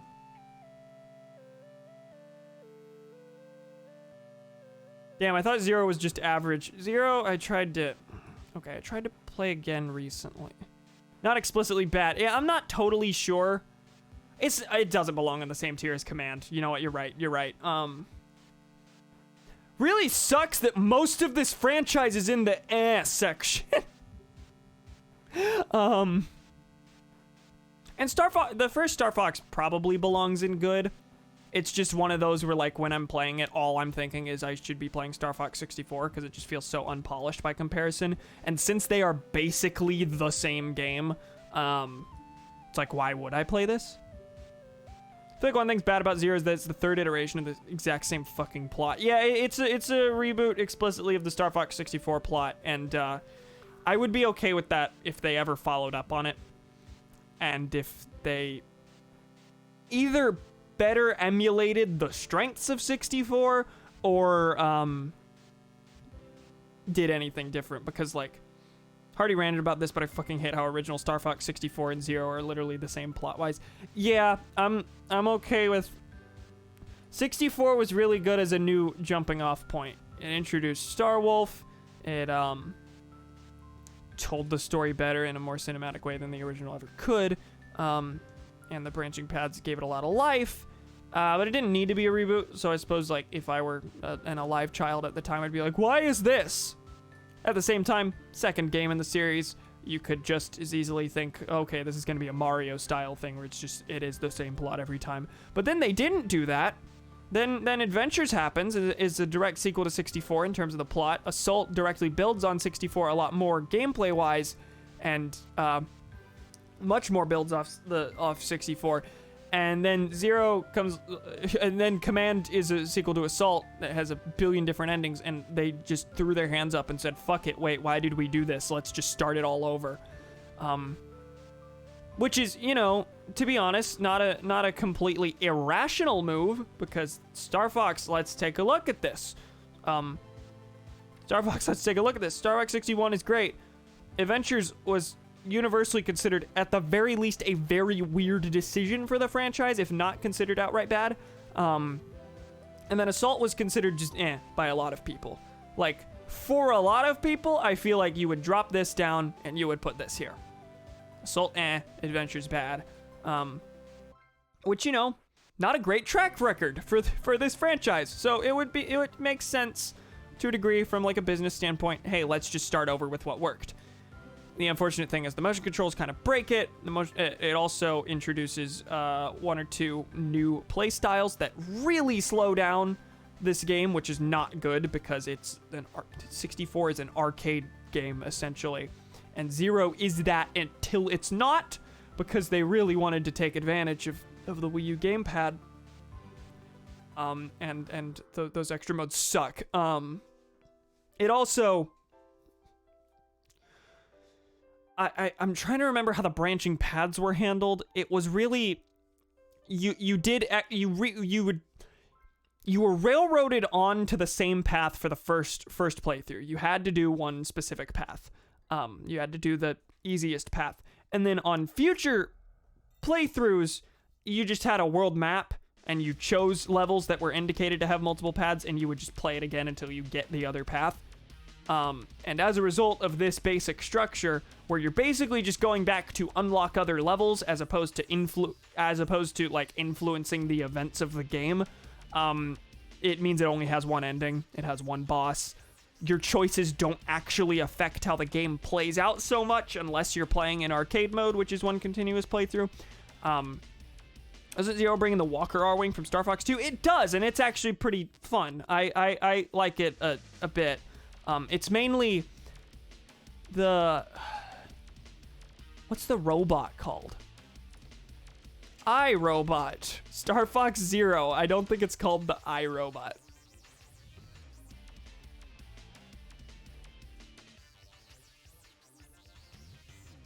Robot Star Fox Zero is just giving me Rob64. Give me the playstyles. Yeah, there's the Walker, there's the Landmaster, which can fly now, which is both cool and not. Direct Eye, that's what it's called. This is, the Gyro Wing is the new vehicle, and it's a very slow-moving, like, helicopter drone-ish thing that can then drop its own, robot that you can control to, like, hit switches and stuff. It's a really bad, really slow, puzzly gameplay style that isn't bad on its own merits. It just doesn't belong in this game. I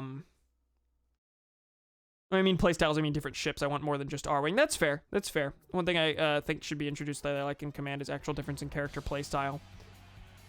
That said, Command is also the only one where you play as other characters in the story than Fox. Which I'd be okay with, of course. I think. Yeah, Assault, I'm gonna stick in good. I don't like it as much as 64. 64 is a virtually flawless game to me. Assault, I don't like some of its later missions. It's 10 levels, but those 10 levels feel repetitive. It feels like it had some potential that it didn't live up to. Like, I really wish this got a sequel that built on the gameplay style that was established in it. Like how I've made this comparison before. Adventure 1, Sonic Adventure 1 is an ultimately pretty good game. Is a good game surrounded by garbage, so they just extracted the good game and then polished that a little more for Adventure 2.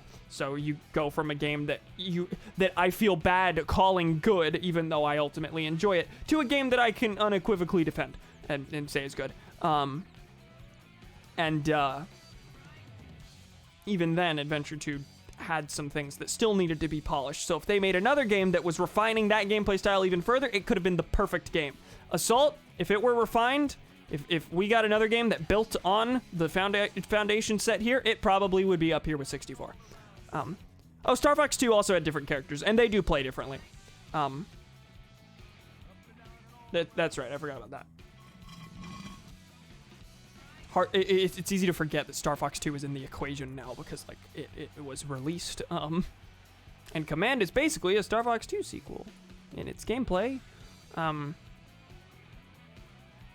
Command isn't even horrible in its gameplay. Like, I actually rather like the strategy element, and the touch controls aren't entirely incompetent. The touch controls actually work quite well. It feels somewhat similar to Kid Icarus Uprising in its touch controls. Which, you know, are not the greatest on the planet, but they're competent even if they're uncomfortable. The control itself is fine. It's the story. The story kills it for me. That's the whole thing. That's what does it. How differently do they play in Star Fox 2? You know how Command has like different lasers and stuff like that? It doesn't have anything to that effect. I think it's different speeds, different amounts of bombs, and different amounts of health, which is ultimately what most of which was the minor differences between things in Command. But Command also threw in stuff like, oh, this one has a completely different type of laser.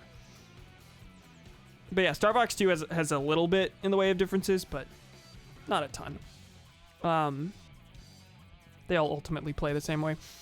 What was I going to say about Star Fox 64? Oh, the reason I put Star Fox 1 in is because, like, one of the things I adore about 64 is the branching paths. Like, that's kind of what makes the game for me. In addition to it having good gameplay, like, the branching paths really do it. Star Fox 1 has just 3 paths you can take. You select path 1, path 2, or path 3 as you're playing it, and then your choices from then on don't actually matter, which is fine. But by comparison to this, no. And then 0 feels a little more like the Star Fox 1 approach than the 64 approach. You go back to previous levels, and then you just play to unlock the next level, and then you play that level. It doesn't feel like you're hold up. Let me do a thing in my songs. it doesn't feel like your choices are influencing the story. Ultimately, the story being told is the same, which is technically true in Star Fox 64, but I wrote a whole ass script that I never made that I want to make one day about how Star Fox 64's branching paths are directly related to your competence, and therefore your competence influences the competence of the Star Fox team.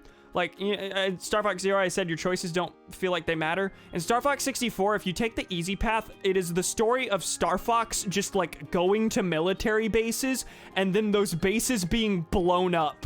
Them not actually saving anyone, just kind of, like, salvaging the remains. On the easy path of Star Fox 64, Venom's army is constantly one step ahead of you. On the hard path, you are the ones going in and destroying Venom's military bases. You are constantly one step ahead of them. Your competence is reflected in the team's competence. Zero doesn't have that. Zero just has, like, other levels that you can get to by doing cool things, which is what 64 does, but, you know, 64 also reflects it plot-wise. Like, you are... Sector Y, for example, you are destroying, and you have to get 100 hits to go to Aquas in Sector Y, or and if you don't do that, you go to Katina. Well, the idea there is that you destroy enough of Andross's forces that you cripple them, so therefore they don't, like, retreat to Katina and then overrun Katina there to the point that you have to back them up. And if you cripple their forces enough, you can go on to Aquas because the Cornerian army doesn't need their help. That sort of thing. I said it in a really jumbled way here, but I have a script that I wrote about that, and it's one I want to produce and release someday, but, you know, I'll never do that. Wasn't Star Fox 2 initially meant to have Andross as a playable character? Like, obviously not as his real form, but just in Arwing. I have not heard that. I haven't heard that. Possibly. Sounds wacky. Okay, Star Fox tier list, we'll save that one. Missions, that's right. Star Fox 64 missions. Corneria okay. This has got a lot of tiers for what this is. So Corneria, that oh wait, this isn't even Corneria, this is Aqua's. Shit, what am I even looking at? Or is this Aqua? No, this is Ficina. This... Okay, hold up. I wanna go back. No, I closed I closed Chrome. I forgot I didn't have another tab open. Give me a second. Shit. Good job, me.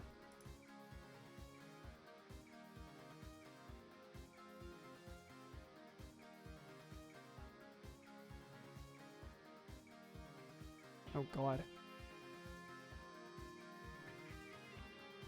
Are we on? Cool. Got it. So, confession, I've never actually played Star Fox 64. Not all the way through, anyways. I played it briefly when I was young as part of the Brawl Masterpieces thing. Ah, I forgot about that.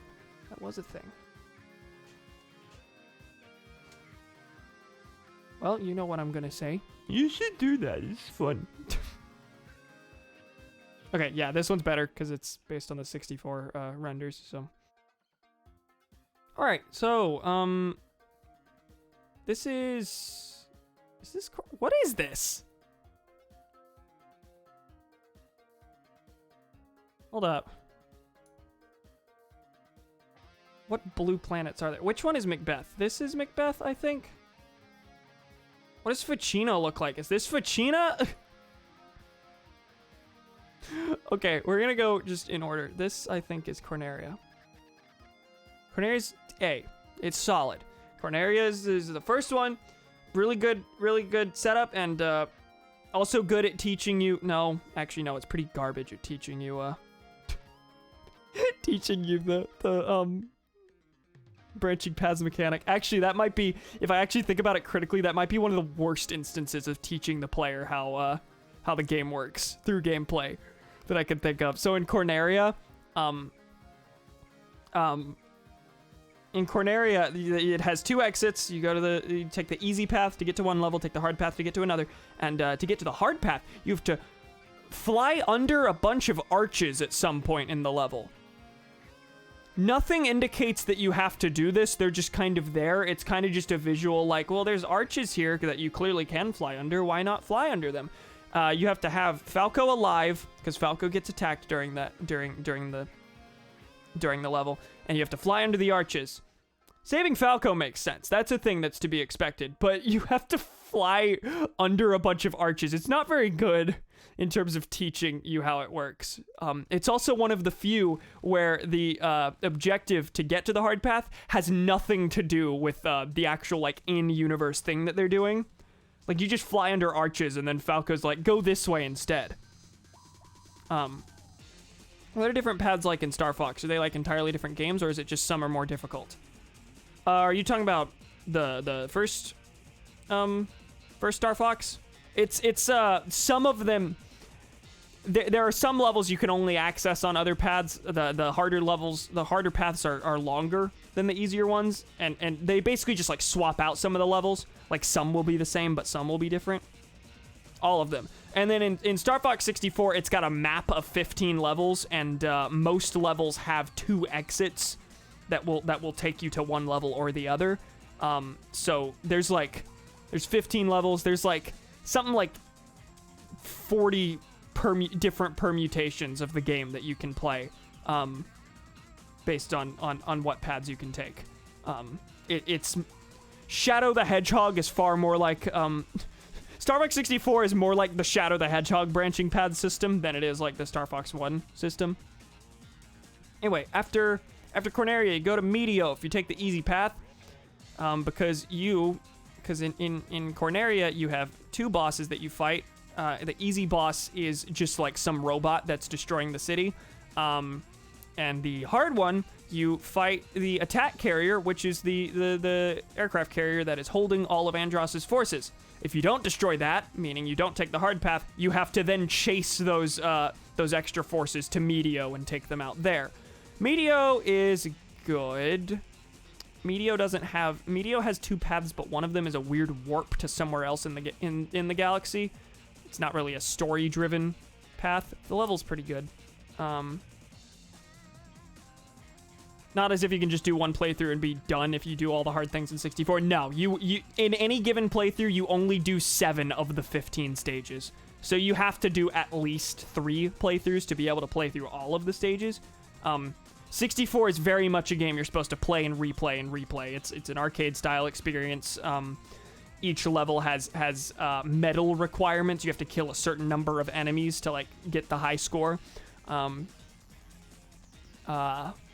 Star Fox 1, that is the case. Star Fox 1, that's not the case. You still have to do all 3 of the paths to play all the missions, but they're all linear paths. Zero's like 64. Yeah, Zero's like 64. You have to actively go back and play stages. That said, Zero, you don't have to replay the game. You just have to, it tells you, Corneria has a second path. You should replay this and do this. So there are some stages you won't have to redo if you're just trying to do it quick in Zero. Media's fine. Media's fine. It's so jarring since obviously Assault is... Yeah, no, Assault's entirely linear, which, you know, kind of a disappointment, but also it's just a different game. Okay, so Medio, you do the easy thing, and you go to Ficina, which I think is this one. I'm not sure. This might be Macbeth. This is Ficina. We're gonna say this is Ficina. Which one's Aqua's? Is this Aqua's? This is Ficina. Ficina's really good. Ficina's probably S-tier mission. After Medio, you go to Ficina where you're protecting a Cornerian military base.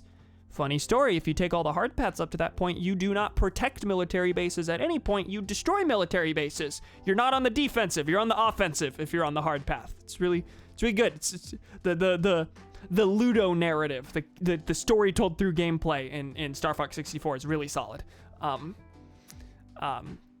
So here you're protecting Cornerian military base, and whoa, Starwolf appears, and apparently a bomb's been planted, and you gotta defeat Starwolf before the bomb detonates.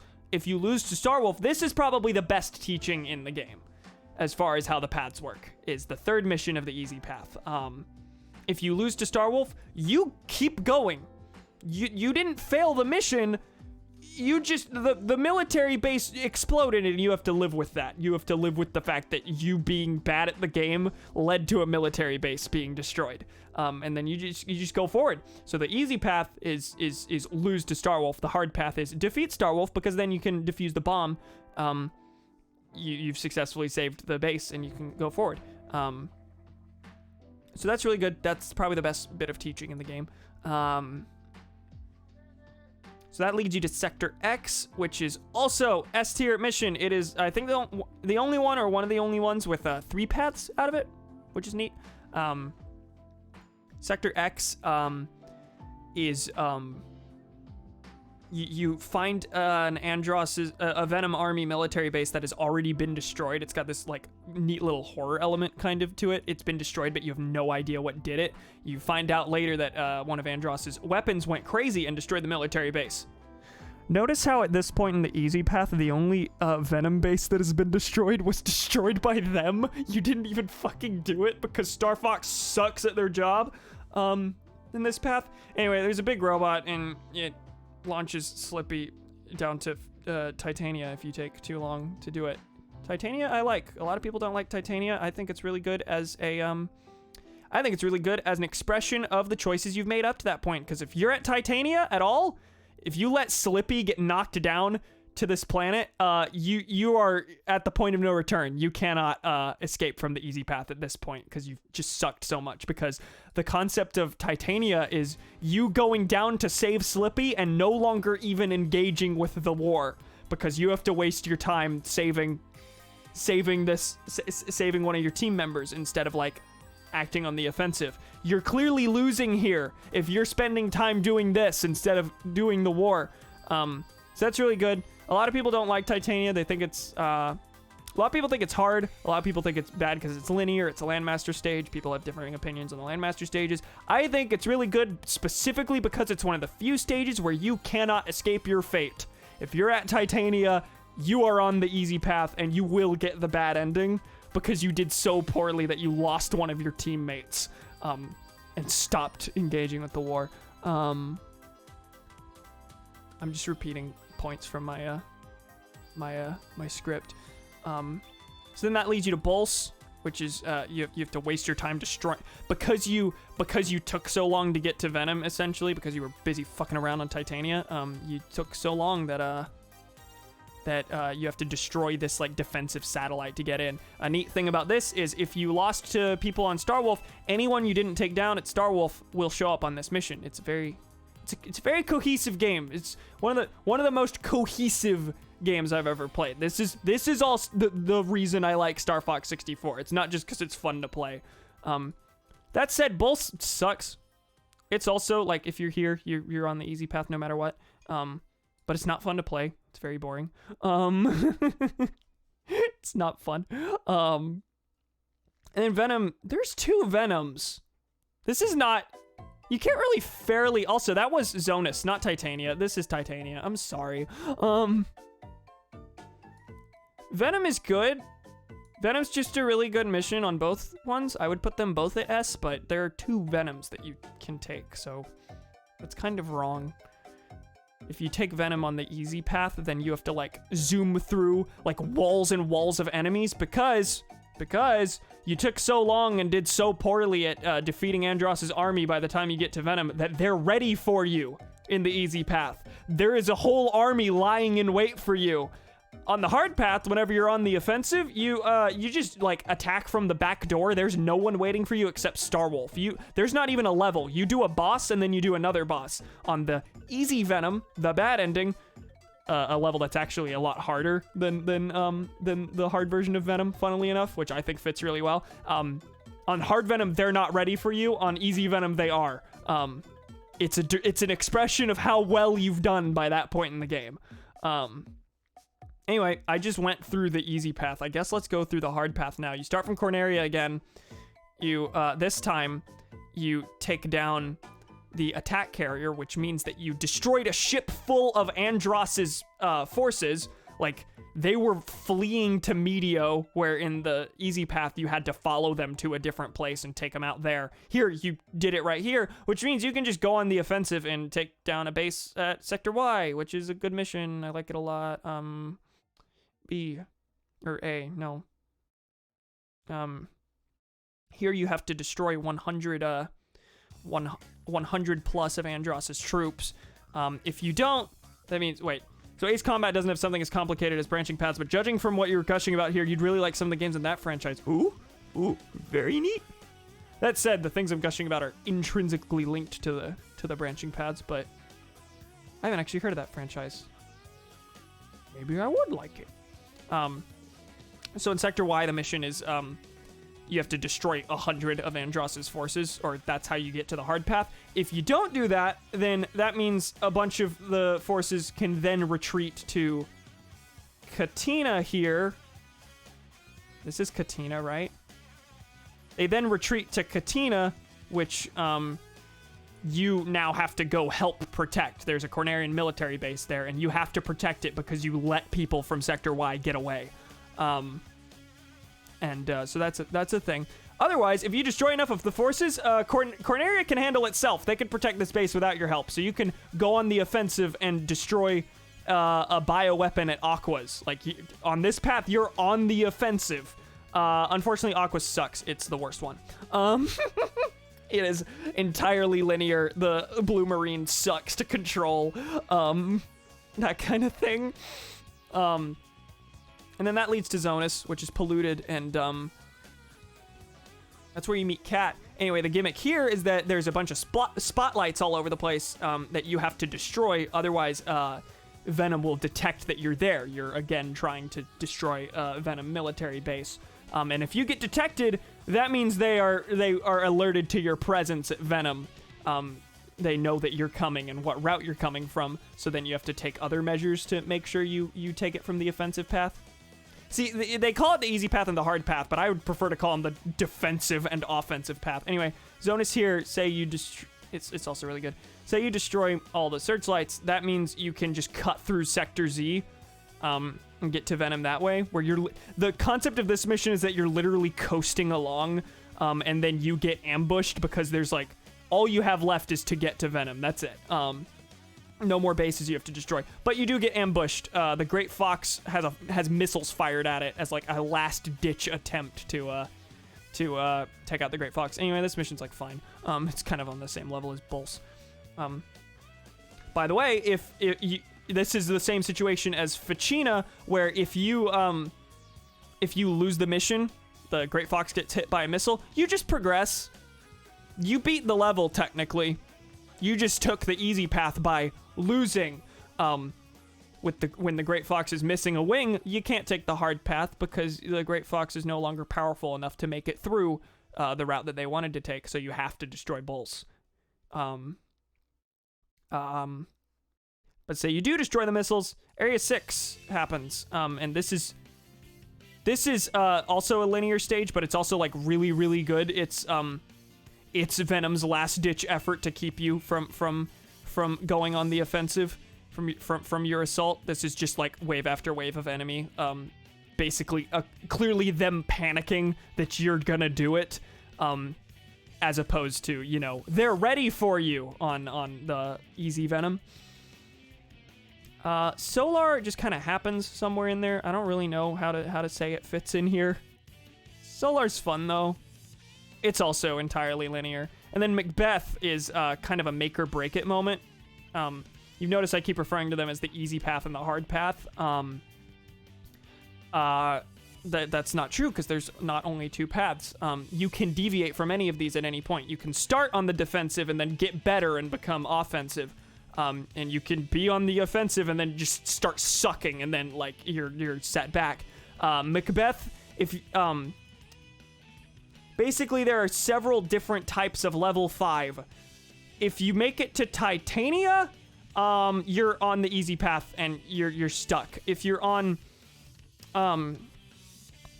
Sector Z, story-wise, that's them just gunning it for Venom. So like they don't have other stuff to do. Macbeth is like a last-ditch effort to decide whether they're going on the offensive or defensive.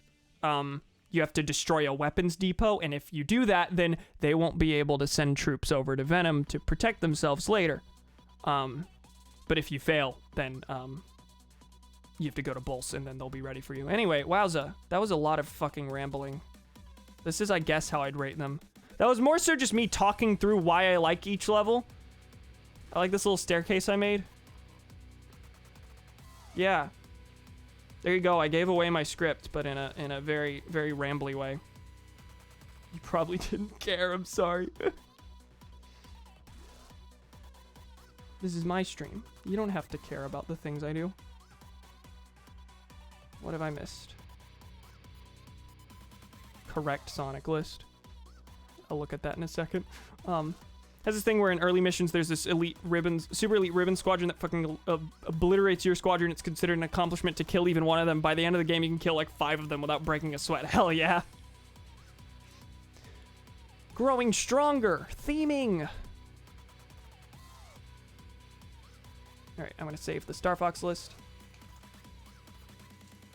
Hi, I left, but I'm back. Well, you missed my extremely long sneak peek at my eventual Star Fox video. I listed all the Star Fox missions, Star Fox 64 missions, how I'd rank them, but I also, as I did each one, basically said exactly what I say about those missions in a video that I have planned to eventually do about Star Fox 64. It's fine.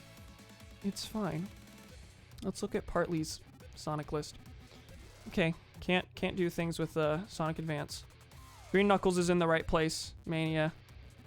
Oh, you only got 2D Sonic up here. Damn. You're wrong then.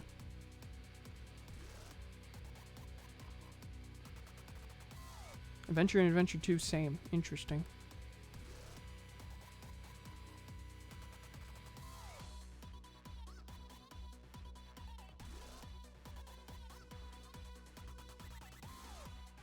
Neat. Cool. That is a large D tier. I was more forgiving to several of these games than I think most would. Secret Rings was not the worst of the bunch. Alright, I think I'm gonna do probably 1 or 2 more, and then we'll be done, because we're at the 3.5 hour mark, which has been going pretty long. Okay, let's take a look at my... I'm gonna pull up my notes just to see what I said I might do. Might. Nope, not computer science things. Okay, I did Mario, I did video games, I did Sonic, did MCU, Star Fox.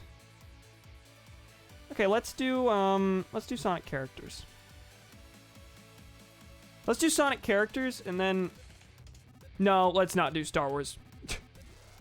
Star Wars is gonna send me on so many more tangents that I don't want to do right now.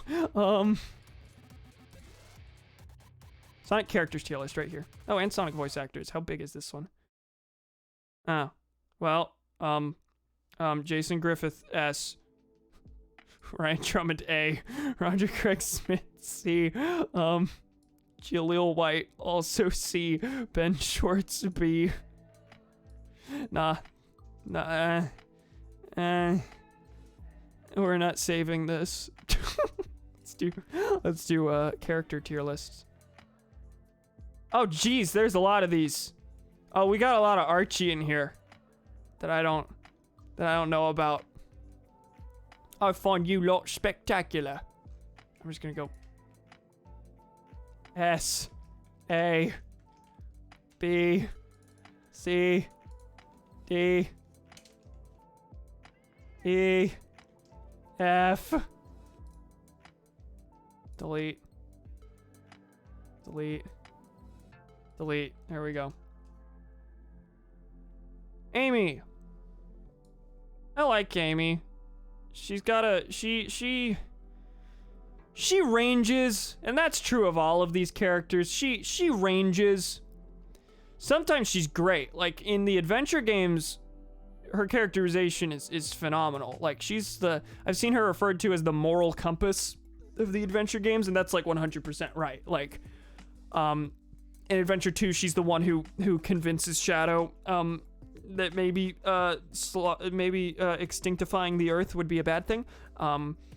In Adventure 1, she's the one who gets through to Gamma and makes him and influences him to rebel against Eggman.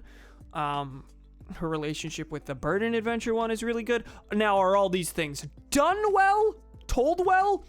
No, but but like that sort of characterization for her, like that being who Amy is, that's great. That's great. Oh, and in Adventure 1, she's her arc is also about her becoming independent and not fawning over Sonic all the time. Being competent without leaning specifically on that. So, you know what? She goes an A. However, in other games, she'll literally just be, golly, I sure do love Sonic, and that is the only character trait that it remembers, that the writers remember about me, so that kind of sucks. Sonic is a perfect baby. But he also ranges. Sonic can be happy-go-lucky adventure man who has some shades of, like, being emotionally supportive in there. Adventure 2, Secret Rings, Black Knight, he's good in Heroes. But then sometimes they just lean far too much into his snark and his wittiness. See Shadow the Hedgehog, where his entire character seems to be that he makes jokes about the fact that they're in a game. Sonic is fucking Deadpool in that game. Welcome to the next level.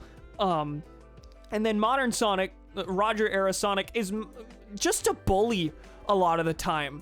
Like, he makes fun of a guy for being fat in Sonic Lost World, and not in just the generic, like, egghead sort of way. Like, it's not an Eggman thing. It's a different character entirely, and he fucking goes, have you ever heard of a diet?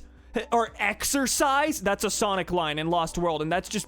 No, that's bullshit to me. He wouldn't say that. He's just a bully. One of the characters in Lost World he makes fun of for like being obsessed with makeup and lipstick, and is like, wow, do you have any other life? You should get one. And okay, fuck off. You are just a dick. And then in Forces, he tells Eggman, you don't have any friends. So, at his worst, Sonic is just a bully. He sucks. I hate him in those games. At his best, he's like an emotionally supportive, fun little boy. And he's just good. He's just good. He's just a fun little man. Tails, he's pretty good. He ranges also. Probably A. Probably A. Sonic bullies you ASMR. Jet the Hawk. There's nothing to him, but I adore him. Like, he doesn't go through any arcs or anything. He's just a petty little baby, and I love him for it. B tier. This may have too many tiers. I don't know how many I'm gonna be putting in, like, these bottom two. Storm sucks. Boss, I lost Knuckles there. This is my entire character. Boss, I don't know what I'm doing.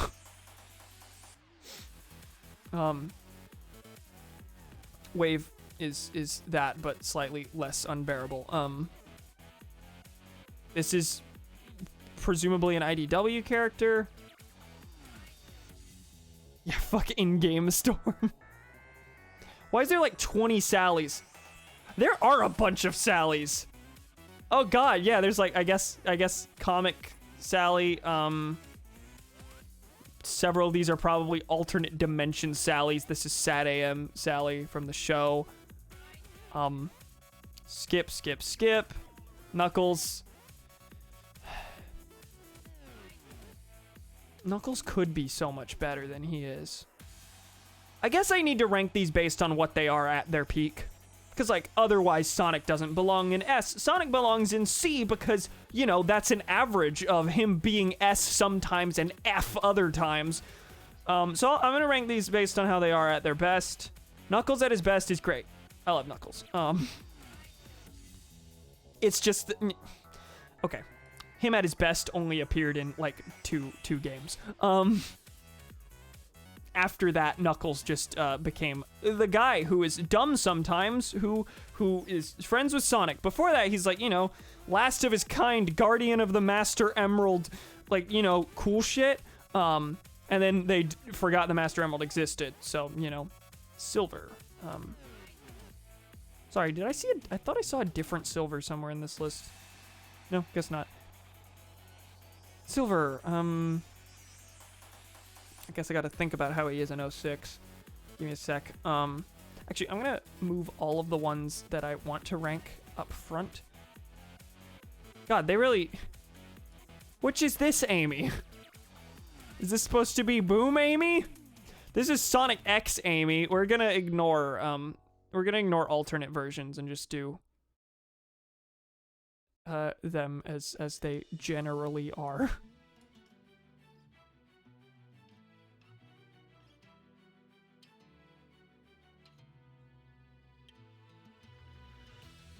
Gotta rate the Boom versions. You know, okay, the Boom versions are different enough that I might do that.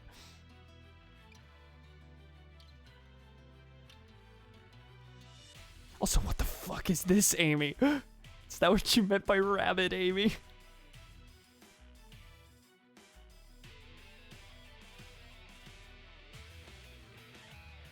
Do we have normal Gamma or only Chaos Gamma over here?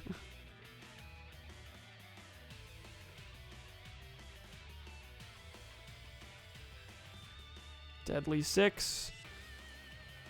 Metal Sonic. There are several duplicates, just a bit. There's supposed to be, like, alternate forms throughout the franchise. This may have been the wrong list to choose.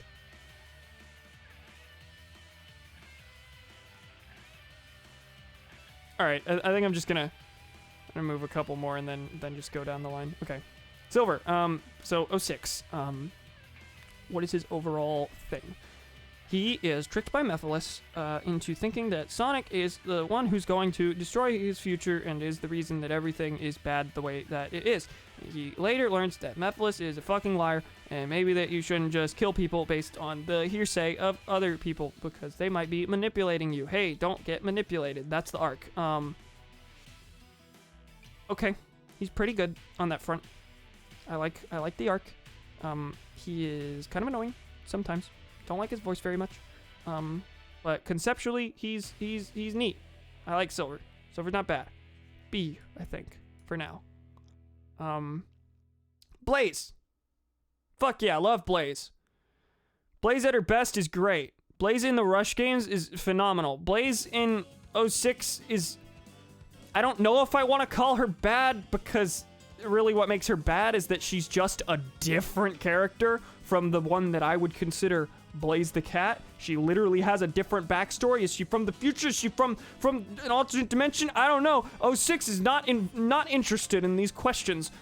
So there she's really just like Silver's pal. But she's really good in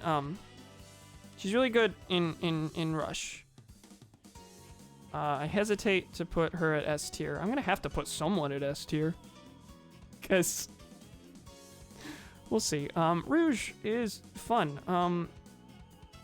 Rouge is a manipulative baby who, you know, is epic spy femme fatale person, but also a little, you know, also just a little more fun than that. Her obsession with gems is funny throughout the series. Her relationship with Knuckles is funny. But she's also like very supportive of Shadow and shown to be like super level-headed. She probably had some of the most sides to her shown over the course of the series. A lot of characters don't get that much development over the course of the series, but like you get a billion different sides of Rouge, which is neat. I like that. I hesitate to put her in S tier though. When have they fucked up Rouge? Like, just done her extremely poorly. Not in just a generic, oh, she's just kind of their way, but in a way that, like, makes it clear they may have, like, missed the point of her character. I don't think she's been horrifically fucked up. We'll go A for now. But she's kind of, like, after outlining it like that, she's kind of leaning toward S there, actually. I don't know who this is. Bye bye. Shadow the Hedgehog's S tier. Perfect boy. That said, he's in the exact same boat as Sonic, where he is either the best character in the franchise or just god-awful the worst. Shadow is really, really good in Adventure 2. Shadow is probably the best, like, singular villain that the series has had. Like, he is the antagonist of Adventure 2, and he goes through an arc that is very understandable and very, very good and shows actual growth on his part, and his heroic sacrifice at the end of the game feels earned. And then in the next game, they bring him back. Now, you know, we can argue back and forth over whether or not that was a good decision. But he loses his memory, and then that means he goes through another arc, where he's trying to get his memory back, and as such, he, you know, makes friends along the way. Like, he hated Rouge in Adventure 2. Well, given the clean slate in Heroes, Rouge is his best friend now. And their relationship is really neat, and I like his friendship with Omega as well. And, you know, he becomes his own arc about becoming his own person, not being used by anyone. However, then Shadow the Hedgehog comes along and takes this sort of malleable personality that he has, where he doesn't know what the fuck he's doing because he's constantly confused and being fed different information at every stop. And they instead, they take that and say, what if he shot people because he's evil now? What if there was a universe in which he said he wanted to destroy the damn planet with the Chaos Emeralds, where he sided with a bunch of aliens to take over the world, where he murdered Eggman multiple times over? What if we made a game titled Shadow the Hedgehog that is entirely dedicated to getting Shadow the Hedgehog wrong? He's bad in that game. And then in 06, his characterization is fine, except for one little detail. He's working for the very military organization that killed the young girl who sets off his backstory in the first place. Like, that is anti-Shadow right there. But him, like, in his characterization otherwise, is fine.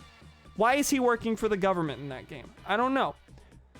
And then in later games, they, like, completely ignore his backstory and his development and everything, and he's just, like, edgy dude who likes to fight Sonic, and that's fine, I guess. But yeah, Shadow runs the gamut, but when he's at his best, he's real good. He's real good. Team Chaotix, they are fun. I like them. I mean, that's all they are, really, is fun. But, B tier. Vector's cool. SBO's neat. Charmy's nah. Charmy's annoying. Charmy could be better. Eggman's great. Just full stop. And I'm not gonna, like, go into a thing like I did with Sonic and Shadow, where I rant about how the characters have been portrayed. Eggman is just good through and through. I don't know if there's a single game that, like, ruined Eggman. I think the closest is that, closest thing I can think of to them, like, getting Eggman's character wrong or something like that is, the thing I talked about when I streamed Zero Gravity, where,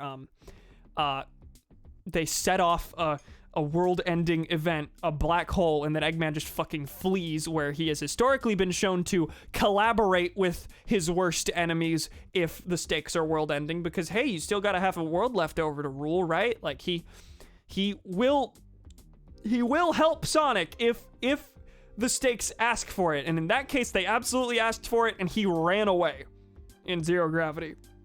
Kind of not great. And then in Lost World, much of the game is spent with him working with Sonic. They're working together for, like, most of the game, actually, and then later on he betrays Sonic in a pretty Eggman-like fashion. But they continuously lampshade the fact that they're working together as if it's, like, a thing that's never happened before. Like, wow, this is such a weird day. Eggman working with Sonic? Who could have thought? And Eggman, like, is like sulking about it, and it's like, that's not necessarily out of character, but, like, why are you acting like this hasn't happened before? That was, like, your thing for a huge part of the series, was that Eggman would be the villain, but then Eggman's hubris would unleash some sort of greater evil, and then he would have to confront the consequences of his actions by having to work with Sonic. So it's not a weird thing for you to work with Sonic. Why were you acting like it was? Lost World's a bad game that's badly written. Big the Cat is fine. People hate Big the Cat.